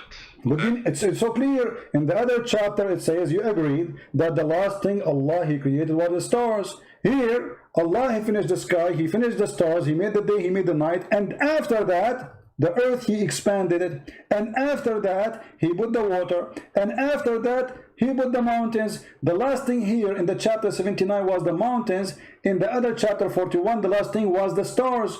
In the other chapter there, the first in the beginning was the mountains. If we go here, you will see that the first thing Allah He made, it was, after He created the earth, it's the mountain. Look, He created the earth in 2 days, and then He placed therein an earth from mountains. So the first thing created... Are you suggesting that the Quran has a contradiction in it? Absolutely, it's so clear like sun. Now, come on, my friend. Jihad, you are a smart man. Don't you see it? One is saying that the last thing was created, the stars, and one saying here it says the first thing after the earth created, it was the mountains. I see, my friend, I understand. I'm going to concede this topic, okay? I'm going to concede this topic because clearly I don't have an answer, so... But you agree with me, fine. It's a clear contradiction. It's so obvious, so clear. I mean, you do not need to be genius. You see, you said to me a second ago, like a while ago, that I go too much little in details. I mean, Allah is going in details. It's His fault. Allah now, He got in details, and because He got in details, He got Himself busted. This is going to be from God. The Quran says, if this is a book not other than Allah, you will find a lot of contradiction in it, correct? The Quran says that, okay. The Quran says you find contradictions in it if it's not true. Okay, so Allah He said the rule, how we can find if this is a book from God or not. And the Quran give us the guidance, and we follow the guidance. This is contradiction. Don't they consider the Quran? Had it been from other than Allah, they would surely found a lot of disparity, whatever, contradiction, whatever you call it. And here we go, we found it so easy. So my friend Jihad, I invite you to leave Islam. Surah Al-Baqarah, huh? Yeah, no, this is chapter of An-Nisa, verse number 82. I invite you right now, Jihad. You are a smart person, and there is no way a fool like Muhammad can fool you. I mean, this is foolishness. How this come from you, from God? God don't remember which one He finished first? One chapter He say the last thing He made is the stars, and the other chapter He say the first thing He made the star. One chapter He say the first thing after creating the earth He created the mountains, and the other one says the last thing He said the mountains. It has a hidden meaning, yani. There is a verse where it says some of them are allegorical. And my friend, no. Understanding from ulama. Allah is talking to you and me, and He is explaining how He put things in order. So why you want to change even the order which Allah He made? I will tell you why. Because we are ashamed of it. If I'm a Muslim, I will say what I will say. I will come with an answer like yours. Oh, this is a metaphorical maybe. No, it's not. It says mountains. Mountains is not metaphorical. Earth is not metaphorical. Those are physical objects. Stars are not metaphorical. Those we never discussed these topics, you know. But you are discussing it with me now, and you are a smart person, and you speak Arabic, you speak English, wonderful. I speak only one language, which is Indonesian. So you are smarter than me. So now, yeah. Indonesian. Yeah. Yeah, I know to say like Indonesian word, like a Christian prince, you know, an Indonesian person, he offered me 5 BMW and I won them all, you know, but he... Okay, well, at the end of the day, you know, if there's a contradiction, then I have to, you know, reevaluate, you know, some things, but I don't know what else to tell you, my friend. Okay, well, Jihad, you are a smart person, and you just agreed there's a contradiction. So you can, and Quran says, if this is not from Allah, you will find this. You found it. So this is not from Allah. This is a fraud book. In the beginning, you try to avoid the hadith because the hadith is embarrassing. And you say there's many stories in the hadith, doesn't make sense. I agree with you, all of them, they don't make sense. And this doesn't make sense too, the Quran doesn't make sense. You are the one who forced me to go to the Quran. And you are the one who chose a topic. And then when we check the topic you choose, we find it embarrassing. So why a smart person like The Jihad? Bible says now, therefore, kill every male among the little ones and kill every. No so problem. The thing is, the problem I have. Let me tell you something. When they want to curse Islam and say Islam is violent, this and that, you find the exact same things in the Old Testament. And No as problem. a matter of fact, sir, As a matter of you fact. find very similar things in the Old Testament as the Quran. No. So No. You see, how can you throw, No. throw First of all- stones when you live in a glass house? okay, Jihad, let us see. When you quote for me a verse from the Bible, those people, they were killing the Jews been slaughtered, they've been raped, they've been taken as a slave, the whole nation. So they are surviving between The enemies. Muslims were attacked No, by the hold on. Muslims No. Go to the book of At-Tabari, and you will find that. Go to the book of At-Tabari, and you will find that the first one tried to start insulting, attacking others. It was the Muslims. It's not the opposite. Secondly, if you quote something from a book, why you don't quote the whole story? You quote history. You see here, we don't mind. I can show you any history of your prophet, and we can show any history of the Bible. But you Muslim, the second we show you the history of your prophet, you say, oh, this is not accepted. Those hadith are lies. We don't say that. I tell you, many people accepted Islam throughout the years They by will- the good manners of the Muslims. They will leave Islam. Okay, let us see. Good manner of Muslim. Name for me one thing the manner of the Muslims can be proud about. And what is the best Muslims? Muhammad, isn't it? Yani what? Prophet Muhammad sallallahu alaihi wasallam, he was honest. He never told a lie. Are you would sure? do a transaction for somebody. Okay. He brings the money back. He's known for this. Okay. To be honest. Okay.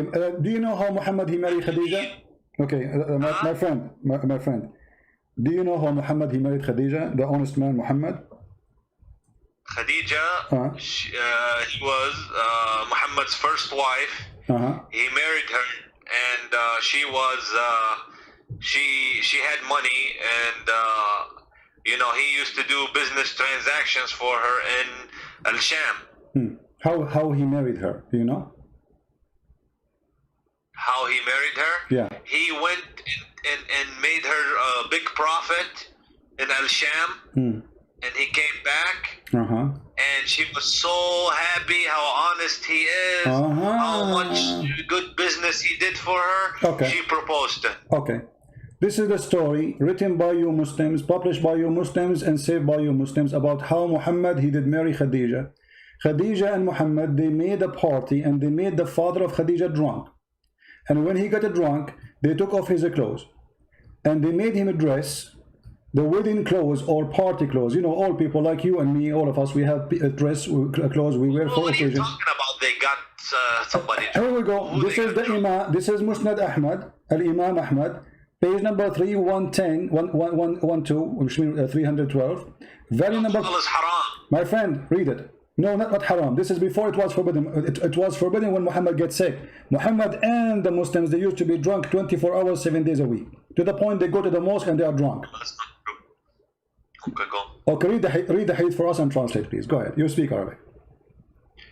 I told you, my friend, I speak Arabic, but my reading level is not high with Arabic. Okay, I will read Arabic. Okay, let us work together. I will read Arabic and you translate. Is that fine? I mean, I'm trying to tell you, my Arabic is My friend, colloquial Arabic. I will read the Arabic for you. You translate to English. Is that fine? Yeah, حدثنا أبو. No, you read Arabic. Here we go. I will help you. I will read for you. Just okay. I will read for you. You translate. Ibn Salama and Ammar. Forget about this. And Ibn Abbas. So the one who reported this, Ibn Abbas, is a very trustworthy That's what I'm person. trying to tell you. I'm slow, my friend. I'm slow. I'm slow with it. No So you have problem. to- Okay. You have to. اوكي. فصنعت طعاما وشرابا فدعت اباها وزمر من قريش فطعموا وشربوا حتى ثملوا. فقالت خديجه لابوها ان محمد بن عبد الله يخطبني فزوجني اياه. فزوجها اياه So he wants to go and بده يطلبها يعني he wants to go and order her for marriage. My friend, she made her father drunk. Okay, can you say that? Can you say that slowly? حتى ثملوا فصنعت شرابا طعاما وشرابا فدعت أباها وزمرا من قريش فطعموا وشربوا حتى ثملوا.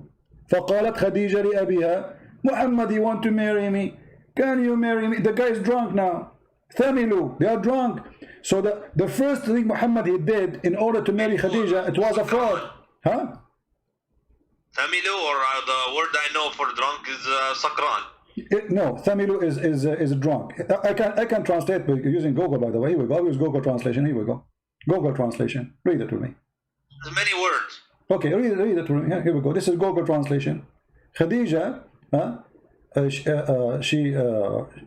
she did make a meal and food and drink, and she invited, and then it says, and the Quraysh after that, you know, and they drunk until they got drunk. It says even in Google translation.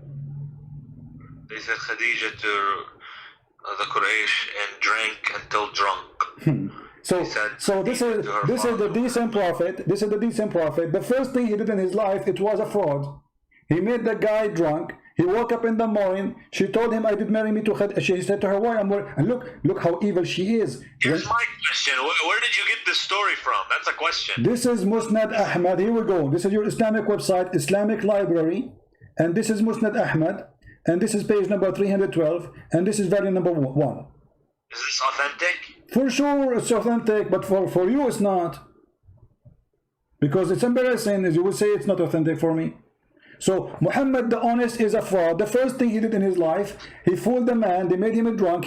Before he woke up, they took off his clothes. Look how evil they are. They took off his clothes and they dressed him a nice suit, the one he wear when there's a wedding party or occasion. So when he wake up, look, it says here, and he put him in a suit. And when he woke up, he said, "Why am I wearing those clothes?" She said, "Oh, you did marry me to Muhammad." Muhammad the decent, Muhammad the good guy.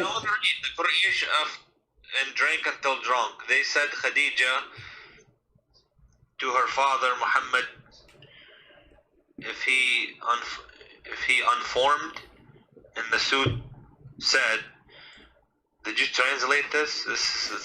My friend, this is Google translation is not correct, but it says there that when he drank, they took off his clothes, they dressed him the nice clothes he wear for parties or for occasion, and then when he woke up, she told him, he said, "Why I'm wearing this clothes?" She said, "You married me from Muhammad ibn Abdullah." He said, I will marry you to the orphan, not in my life. The translation says, not my age. In Arabic we say, ليس في عمري, not in my life. That will never happen. Yeah, I see. So here, you know, here, look what she said to him after that. Look at the blackmailing. Khadija, she said to him, "Aren't you ashamed you want the tribe of Quraysh? Do you want me to tell them that you were drunk and you were not aware of what you did?" So she drank him on purpose, and now she is blackmailing him, saying to him, "If you go and say I will not marry you to this man, I will go to the tribe and I will say everybody that you were a drunk, you are a filthy man, and you are not aware of what you are saying." She's blackmailing her father. This is Khadija, the decent woman, and this is Muhammad, her partner. The first thing they did in their life, in their partnership, the decent man. What about Muhammad? They wanted to marry each other, but they knew the father wouldn't accept. Exactly. But they use alcohol. So this is first a cheating. Secondly, they are using alcohol, which is from the devil. Isn't the Quran says alcohol from the devil? Yes.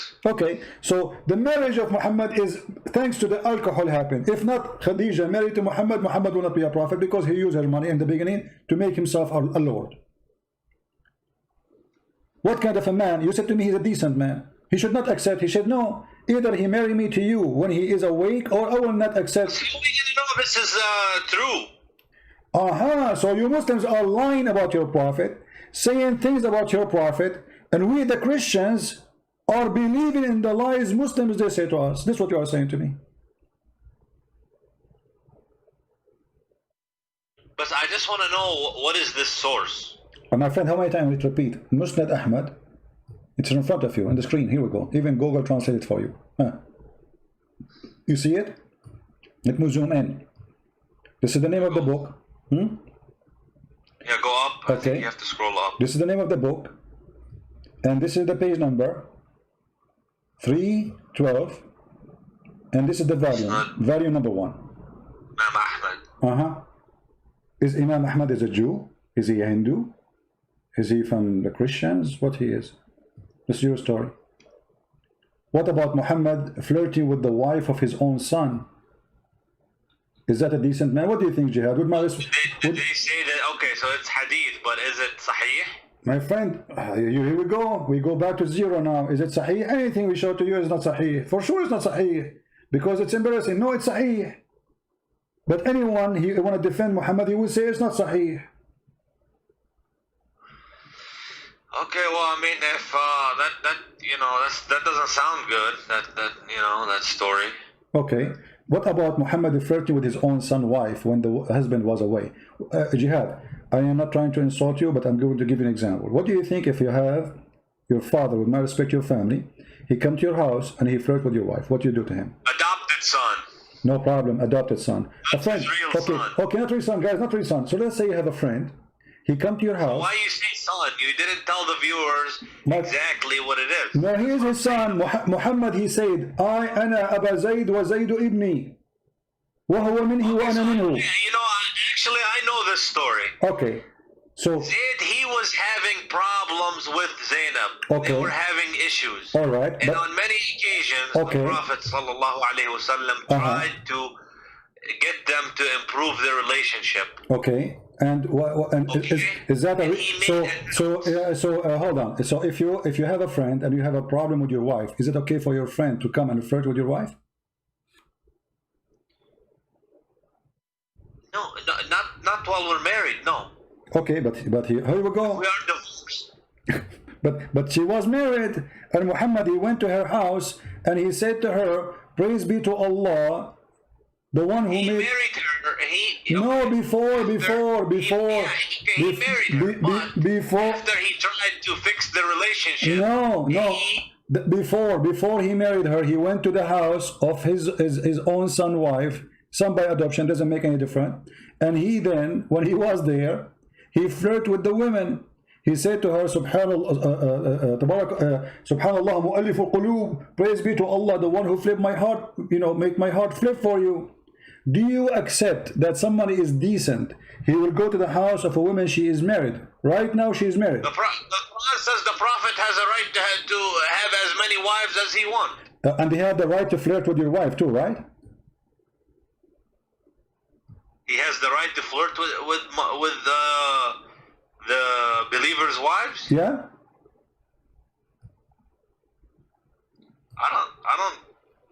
I don't believe so. Well, here we go. This is the Quran. And this is the chapter. And this is the tafsir of your biggest imam, supporting it with all valid resource. Saying that Muhammad, when he went to the house of Zayd, and you speak Arabic, which is very helpful for me, he went there. Okay, when he went there. بس احكي بطيء. Okay, read with me please, carefully. I will read the story for you. It says here,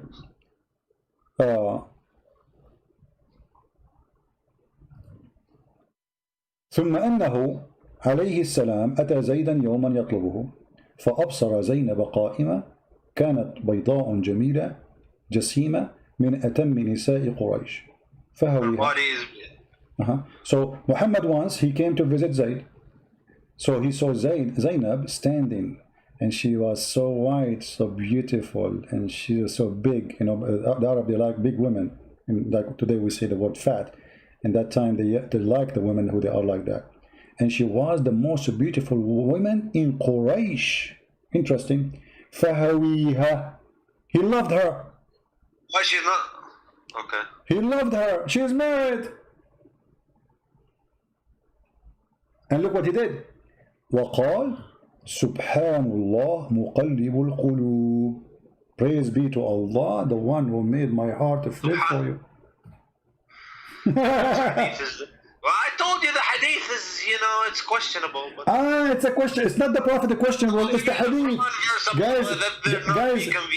Guys, those are books written, and the Muslim the Muslim, they will go crazy if you rip a page of the Quran. Allahu Akbar, they burn the Quran. Uthman burned the Quran, nobody complained. Allahu Akbar, they installed the Prophet. He will go, the story in your books. Now you are saying to me this is not true, cannot be true. Why? Because it's you know, it's embarrassing. It's embarrassing. It was not embarrassing because the Muslim believe that the Prophet, he have the right to sleep with all the believer women. Actually, in the same page I will show you, it says that if the Prophet he have a privilege. If he saw a woman, her husband must divorce her, so the Prophet can have her.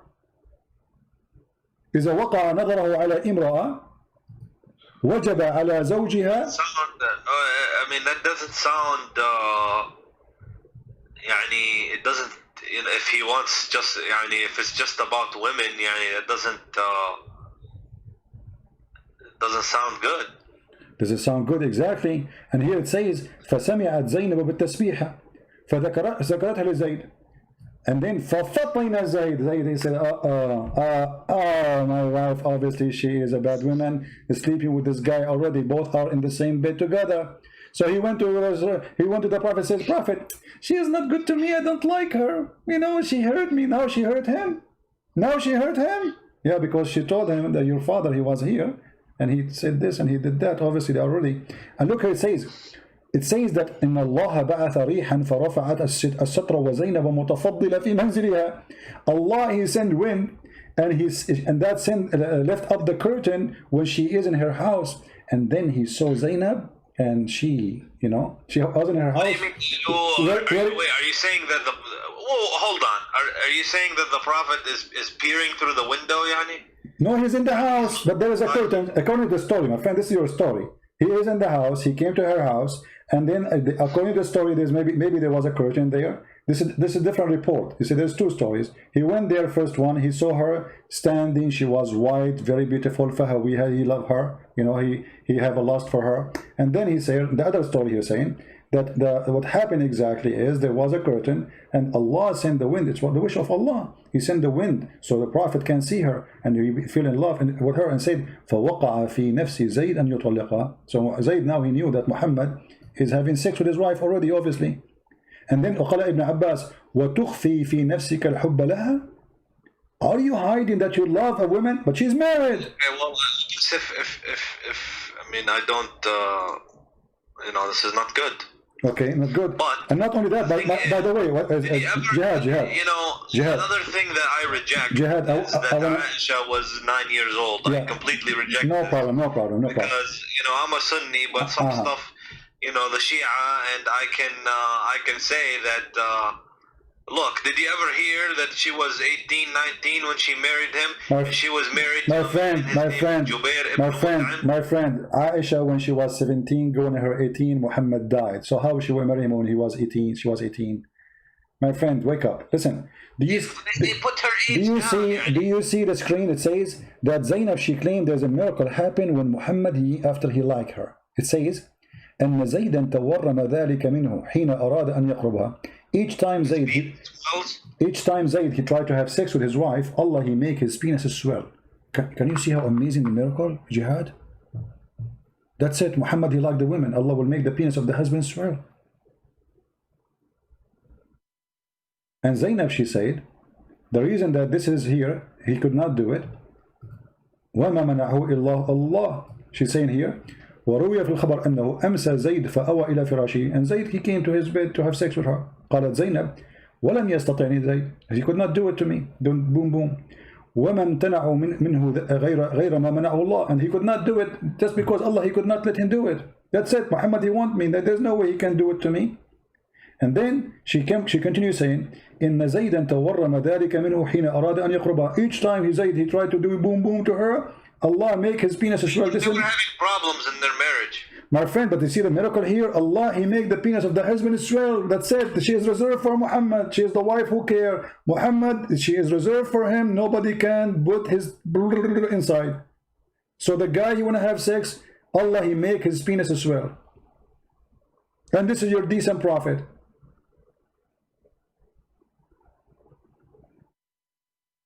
Is it true? Is it true that your prophet was accused by a Muslim that he stole a bikini?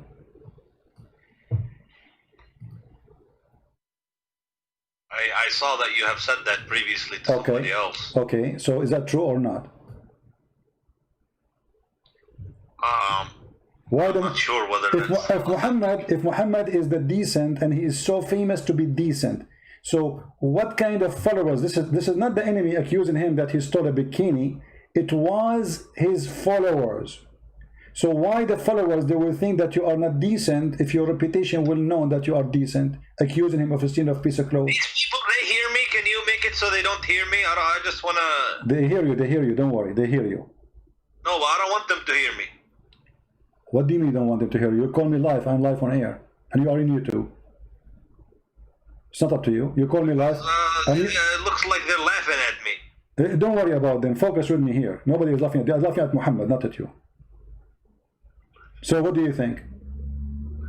If a person is well known to be decent, why even his followers accusing him that he took and he stole clothing? And by the way, those clothing themselves are stolen. Muhammad, he attacked the people, the caravan, he stole the clothes. Now the thieves and Muhammad, they are fighting over the clothes, and there's one red velvet is missing, and Muhammad was accused that he took it.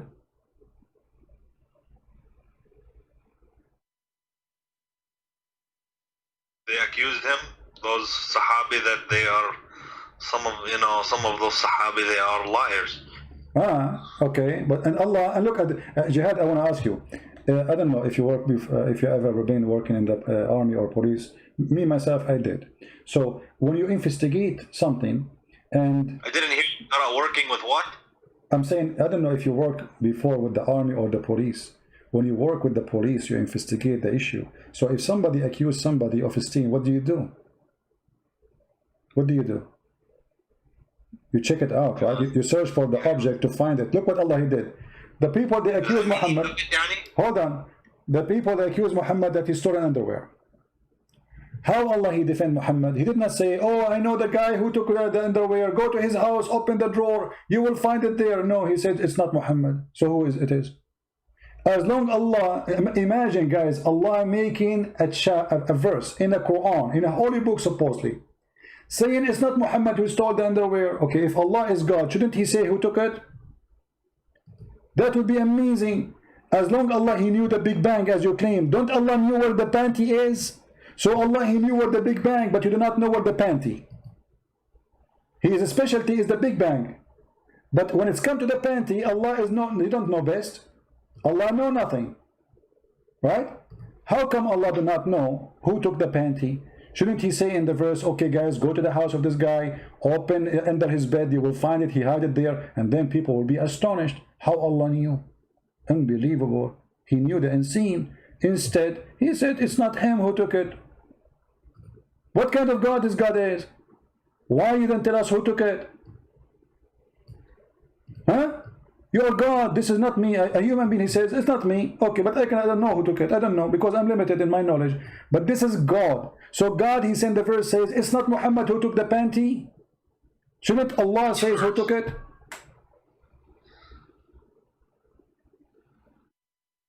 Yeah, I mean, that's okay. So what do you think, Jihad? You're still gonna be Muslim after all this madness, my friend? Well, I'm gonna. I don't want to say yes or no. I just want to, think about it. It's not an easy question. No, come on, you are smarter than this. Jihad, come on, you are a smart person. What easy question? Nobody's saying it's an easy question, but I mean, how clear we can make it to you more than this? I mean, it's obvious. A person was accused, and he is the most important person for Allah. Allah, he's in the verse, says it's not him. But Allah did not say who did it. It doesn't sound good, no. Doesn't sound good, I agree with you. Obviously Muhammad, he made this verse, says it's not me. This is Muhammad making this verse. There's no way there's God. God, they will say, hey guys, go to the house of this guy. He is the thief. Don't accuse the prophet again. People, they go there, they got him busted. Praise be to Allah, the one who told us what we do not know. But to send the verse says, it's not Muhammad who took the panty, but yet why Allah don't want to tell us who took the panty?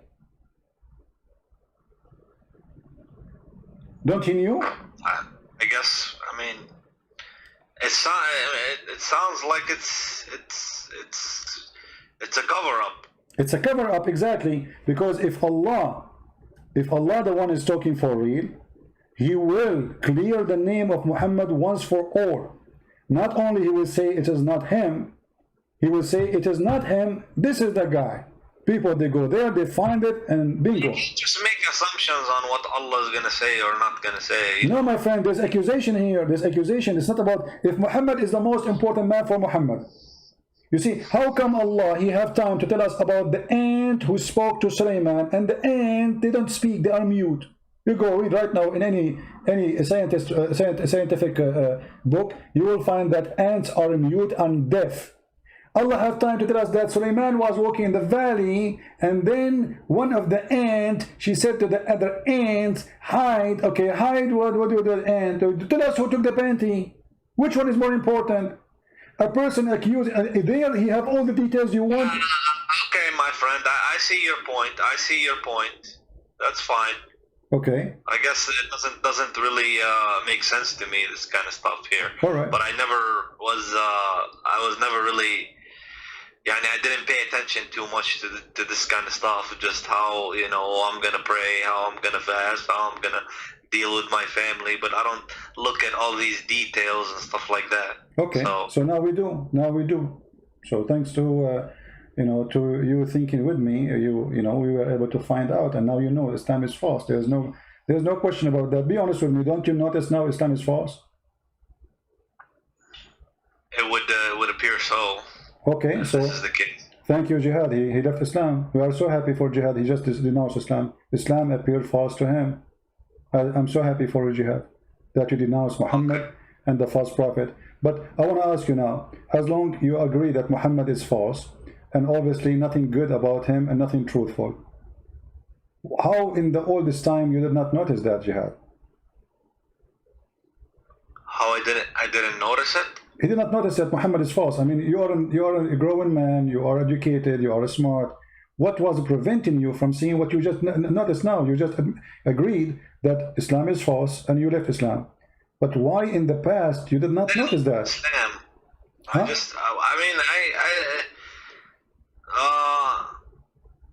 I don't want to look at that stuff. I just want to focus on the good stuff. Well, focus on the good stuff, but there's nothing good there. I mean, what good? What is the good about Muhammad? Did you ask yourself, Jihad, about God want to give me virgins in heaven for praying for him? I mean, this is God. Come on. Virgins? Yeah, the virgins in the heaven. You don't know the virgin? The Quran describes even what is inside their vagina. Don't you know? Virgins doesn't sound bad if it's heaven. They are in heaven, and Allah described they have big boobs, and He described for you how their vagina. Huh? What's wrong with that? Don't you think that God should not speak in such a way? Heaven is heaven. You can have whatever you want. Okay, but heaven became a nightclub, and heaven became, there's no dignity, because simply, if a woman, she is created just for sex, you don't even know who she. Isn't it, this is another form of slavery? When the Quran describes for you that you will have little boys in this heaven, isn't it, this is a child abuse? So to make one person happy, I will make 80,000 little boys servant for you who will not believe. But you're taking it from a human understanding. This is a completely different dimension and a completely different. These are not humans. It is not. No, it is not. My friend, Allah is speaking to when Allah He described what is inside the human vagina, the woman vagina. Is that a human understanding or Allah understanding? Okay, now you're getting very specific. It doesn't, it's, the one who is a good Muslim, he can have virgins in heaven. What's the problem? The problem, does that make sense?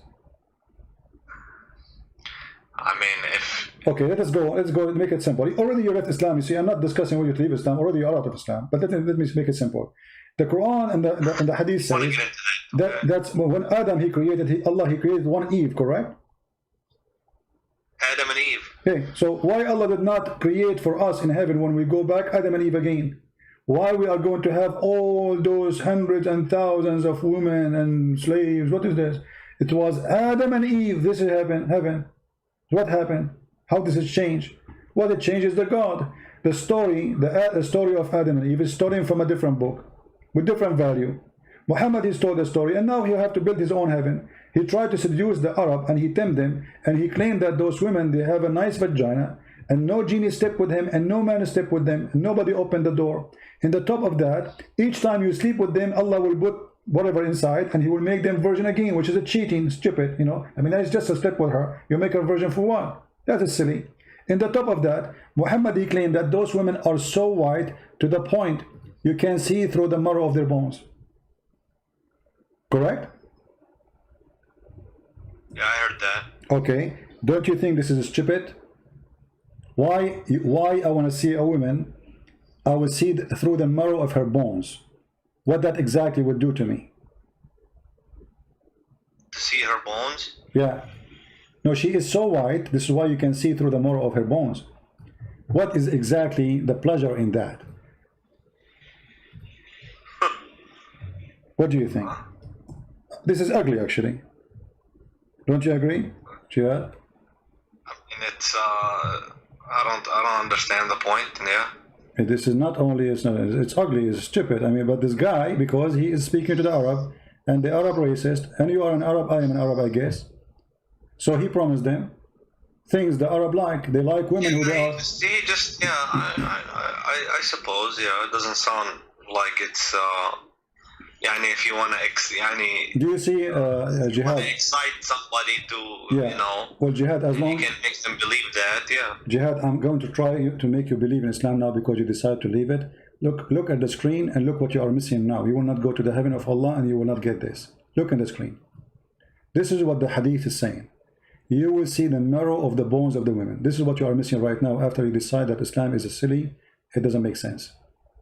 See it? Yeah. I'm gonna miss that. Exactly. So you see, look how sexy, man. I mean, come on, Jihad. Me and you, let us be man to man. We have to be honest. This is unbelievable.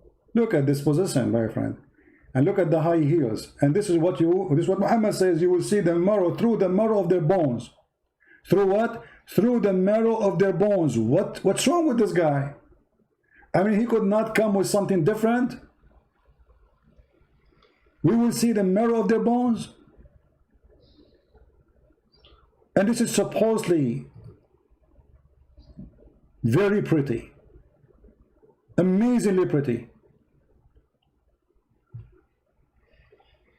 I just thought they were gonna have, you know, big breasts. And you will be able to have sex with them. No. That's what the Quran says. No. But you know, we have to be honest here. The benefit of having this, you can see what she ate, you know, if she took your hamburger or something, she cannot lie anymore. So like she ate your hamburger, she say, I did not eat it. You say, I can see it, you idiot. It's in your stomach, I can see through. So here Allah is doing us a favor.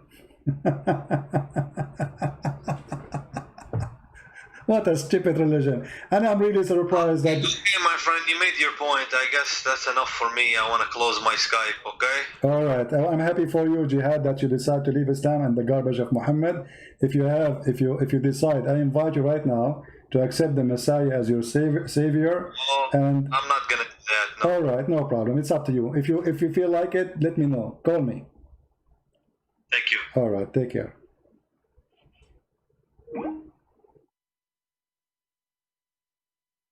The first step. Always there's a first step.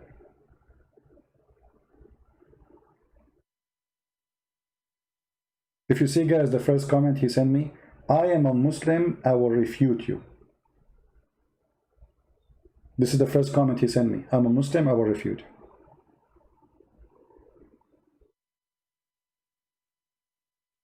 I'm being refuted.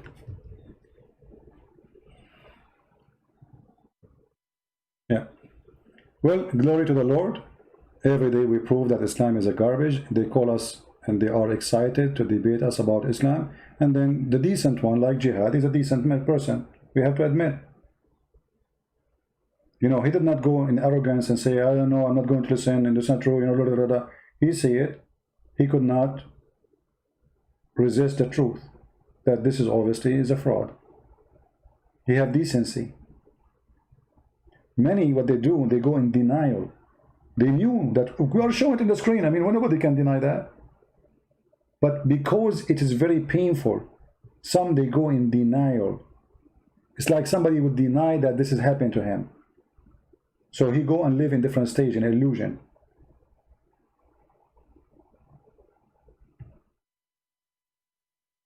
Look, guys, look what happened when the Muslims, they see people leaving Islam after calling me. Just to give you an example. Danger, he's saying, CP, you can never refute Islam. You just prove it's perfect. Unbelievable. That's so good. So after watching me all this time and Jihad, he left Islam, I just prove Islam is perfect. So Jihad, he left Islam because Islam is perfect. Perfecto. I hope more Muslims will call me and I prove to them Islam is perfect, and in the end of the call they will leave Islam. That's perfect for me. Is it perfect for you? I'm sure the camel urine is taking effect in you, my friend. Don't change your diet. It's the best. Forget about the rest. Yeah, too much camel urine. All right.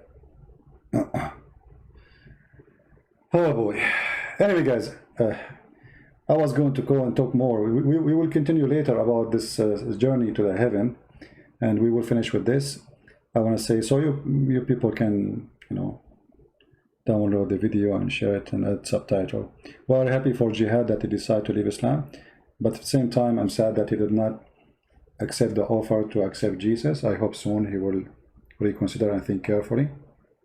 We would like to save him. He sounds like a nice person, smart man, and we would like to save all the Muslims, not only Jihad. We pray at the end of today that all Muslims will be saved and all Muslims will be follow Jihad. The one who called me to do Jihad on me, he ended leaving Islam and Muhammad, and he now do Jihad on Muhammad. God is amazing, and God, he says, read the books, search the truth. I am the truth. That is the Messiah. I am the truth. And the truth will set you free, my friend. That is the words of my Lord. Nothing is equal to the truth, for the truth is God, and the truth is the only one can free us from all kinds of slavery. A human being, when he is ignorant, he is enslaved. And Jesus want to free you from your slavery, from your ignorance. You are under the threat of slavery when you are ignorant. Anyone can fool you. Anyone can control you. You are just ignorant. The Messiah don't want you to be ignorant. In the Quran, in chapter 5, verse 101 says, ask not questions. Verse 102 it says, because former generation asked the same questions and they left the faith. Jesus says, read the books. Ask me questions. Knock at my door and I will answer you.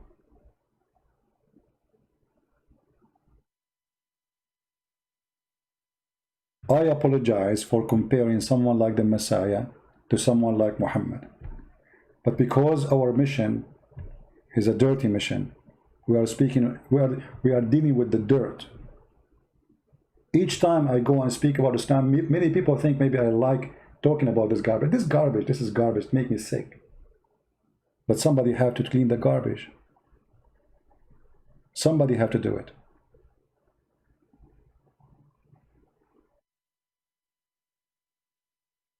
Don't forget to subscribe to our page in Patreon, so you can notified by email, because YouTube are censoring our account, so you don't receive any email from them.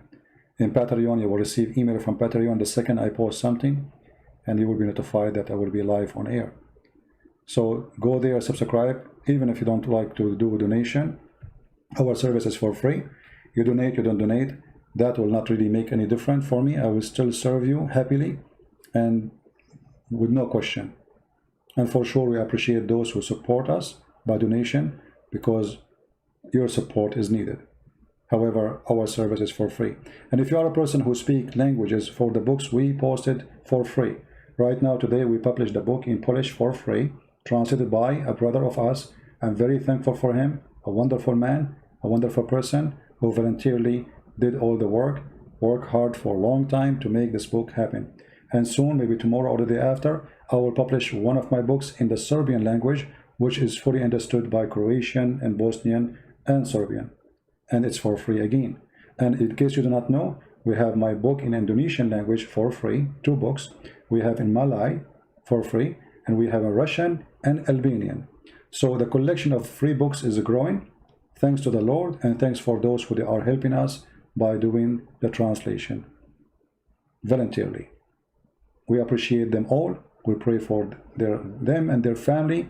May the Lord reward them for helping more people to be saved from the cult of Muhammad. I want to say thank you all for your support, and I pray that all of us, we will be united. We as a Christians never be divided. There's nothing called Catholic, nothing called Protestant, nothing called Orthodox. There's only the followers of Christ. Be a follower of Christ. Never follow a man.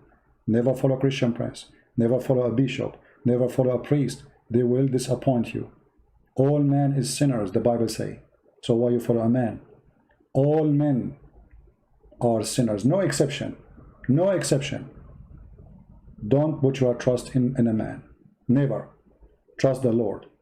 And in the Lord I trust that all of you have a good heart, and the good of you will give good fruits by sharing the truth with your friends and your family, bringing more people to Christ. Be holy like your Father, who he said, I am the light, I am the truth, I am the way. Be holy. It's a project to work in. Doesn't make you holy, but it is walking the walk in this earth, as our church father did, trying their best to be holy, so they can be considered children of God. One of the beautiful things the Lord, he says, when you pray, pray like this: Our Father art of heaven. Christ, he wants you to be a child of God, not a slave. Our Father. Can you imagine praying to God, calling him Father? How much this Father, he humbled himself. He is the King of Kings. We are not even a mosquito for him. Yet he allows us to call him our Father. This is his most beloved word. Our Father. He do not need slaves. He do not need to be a master. Those words mean nothing. Not like the God of Islam who add the word dween before his name, because he's fake and fabricated. He want to be proud. Our God, he humbled himself. He came as a man. The Bible says that the Lord, he sent, our Father, he sent his only begotten Son to save the whole world. The whole world, not the Asian, not the black, not the white, all of us. We are a family. We are children of God. We are equally created. We be loved by him.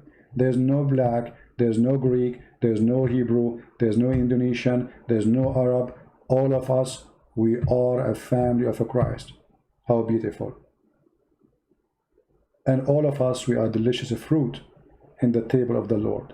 We have different color, we have different look, but we have one fruit, the fruit of Jesus. Thank you all for being here. May the Lord protect you, keep you safe all, and until we see you soon again. Christ is Lord, Islam is false, and be the blessed.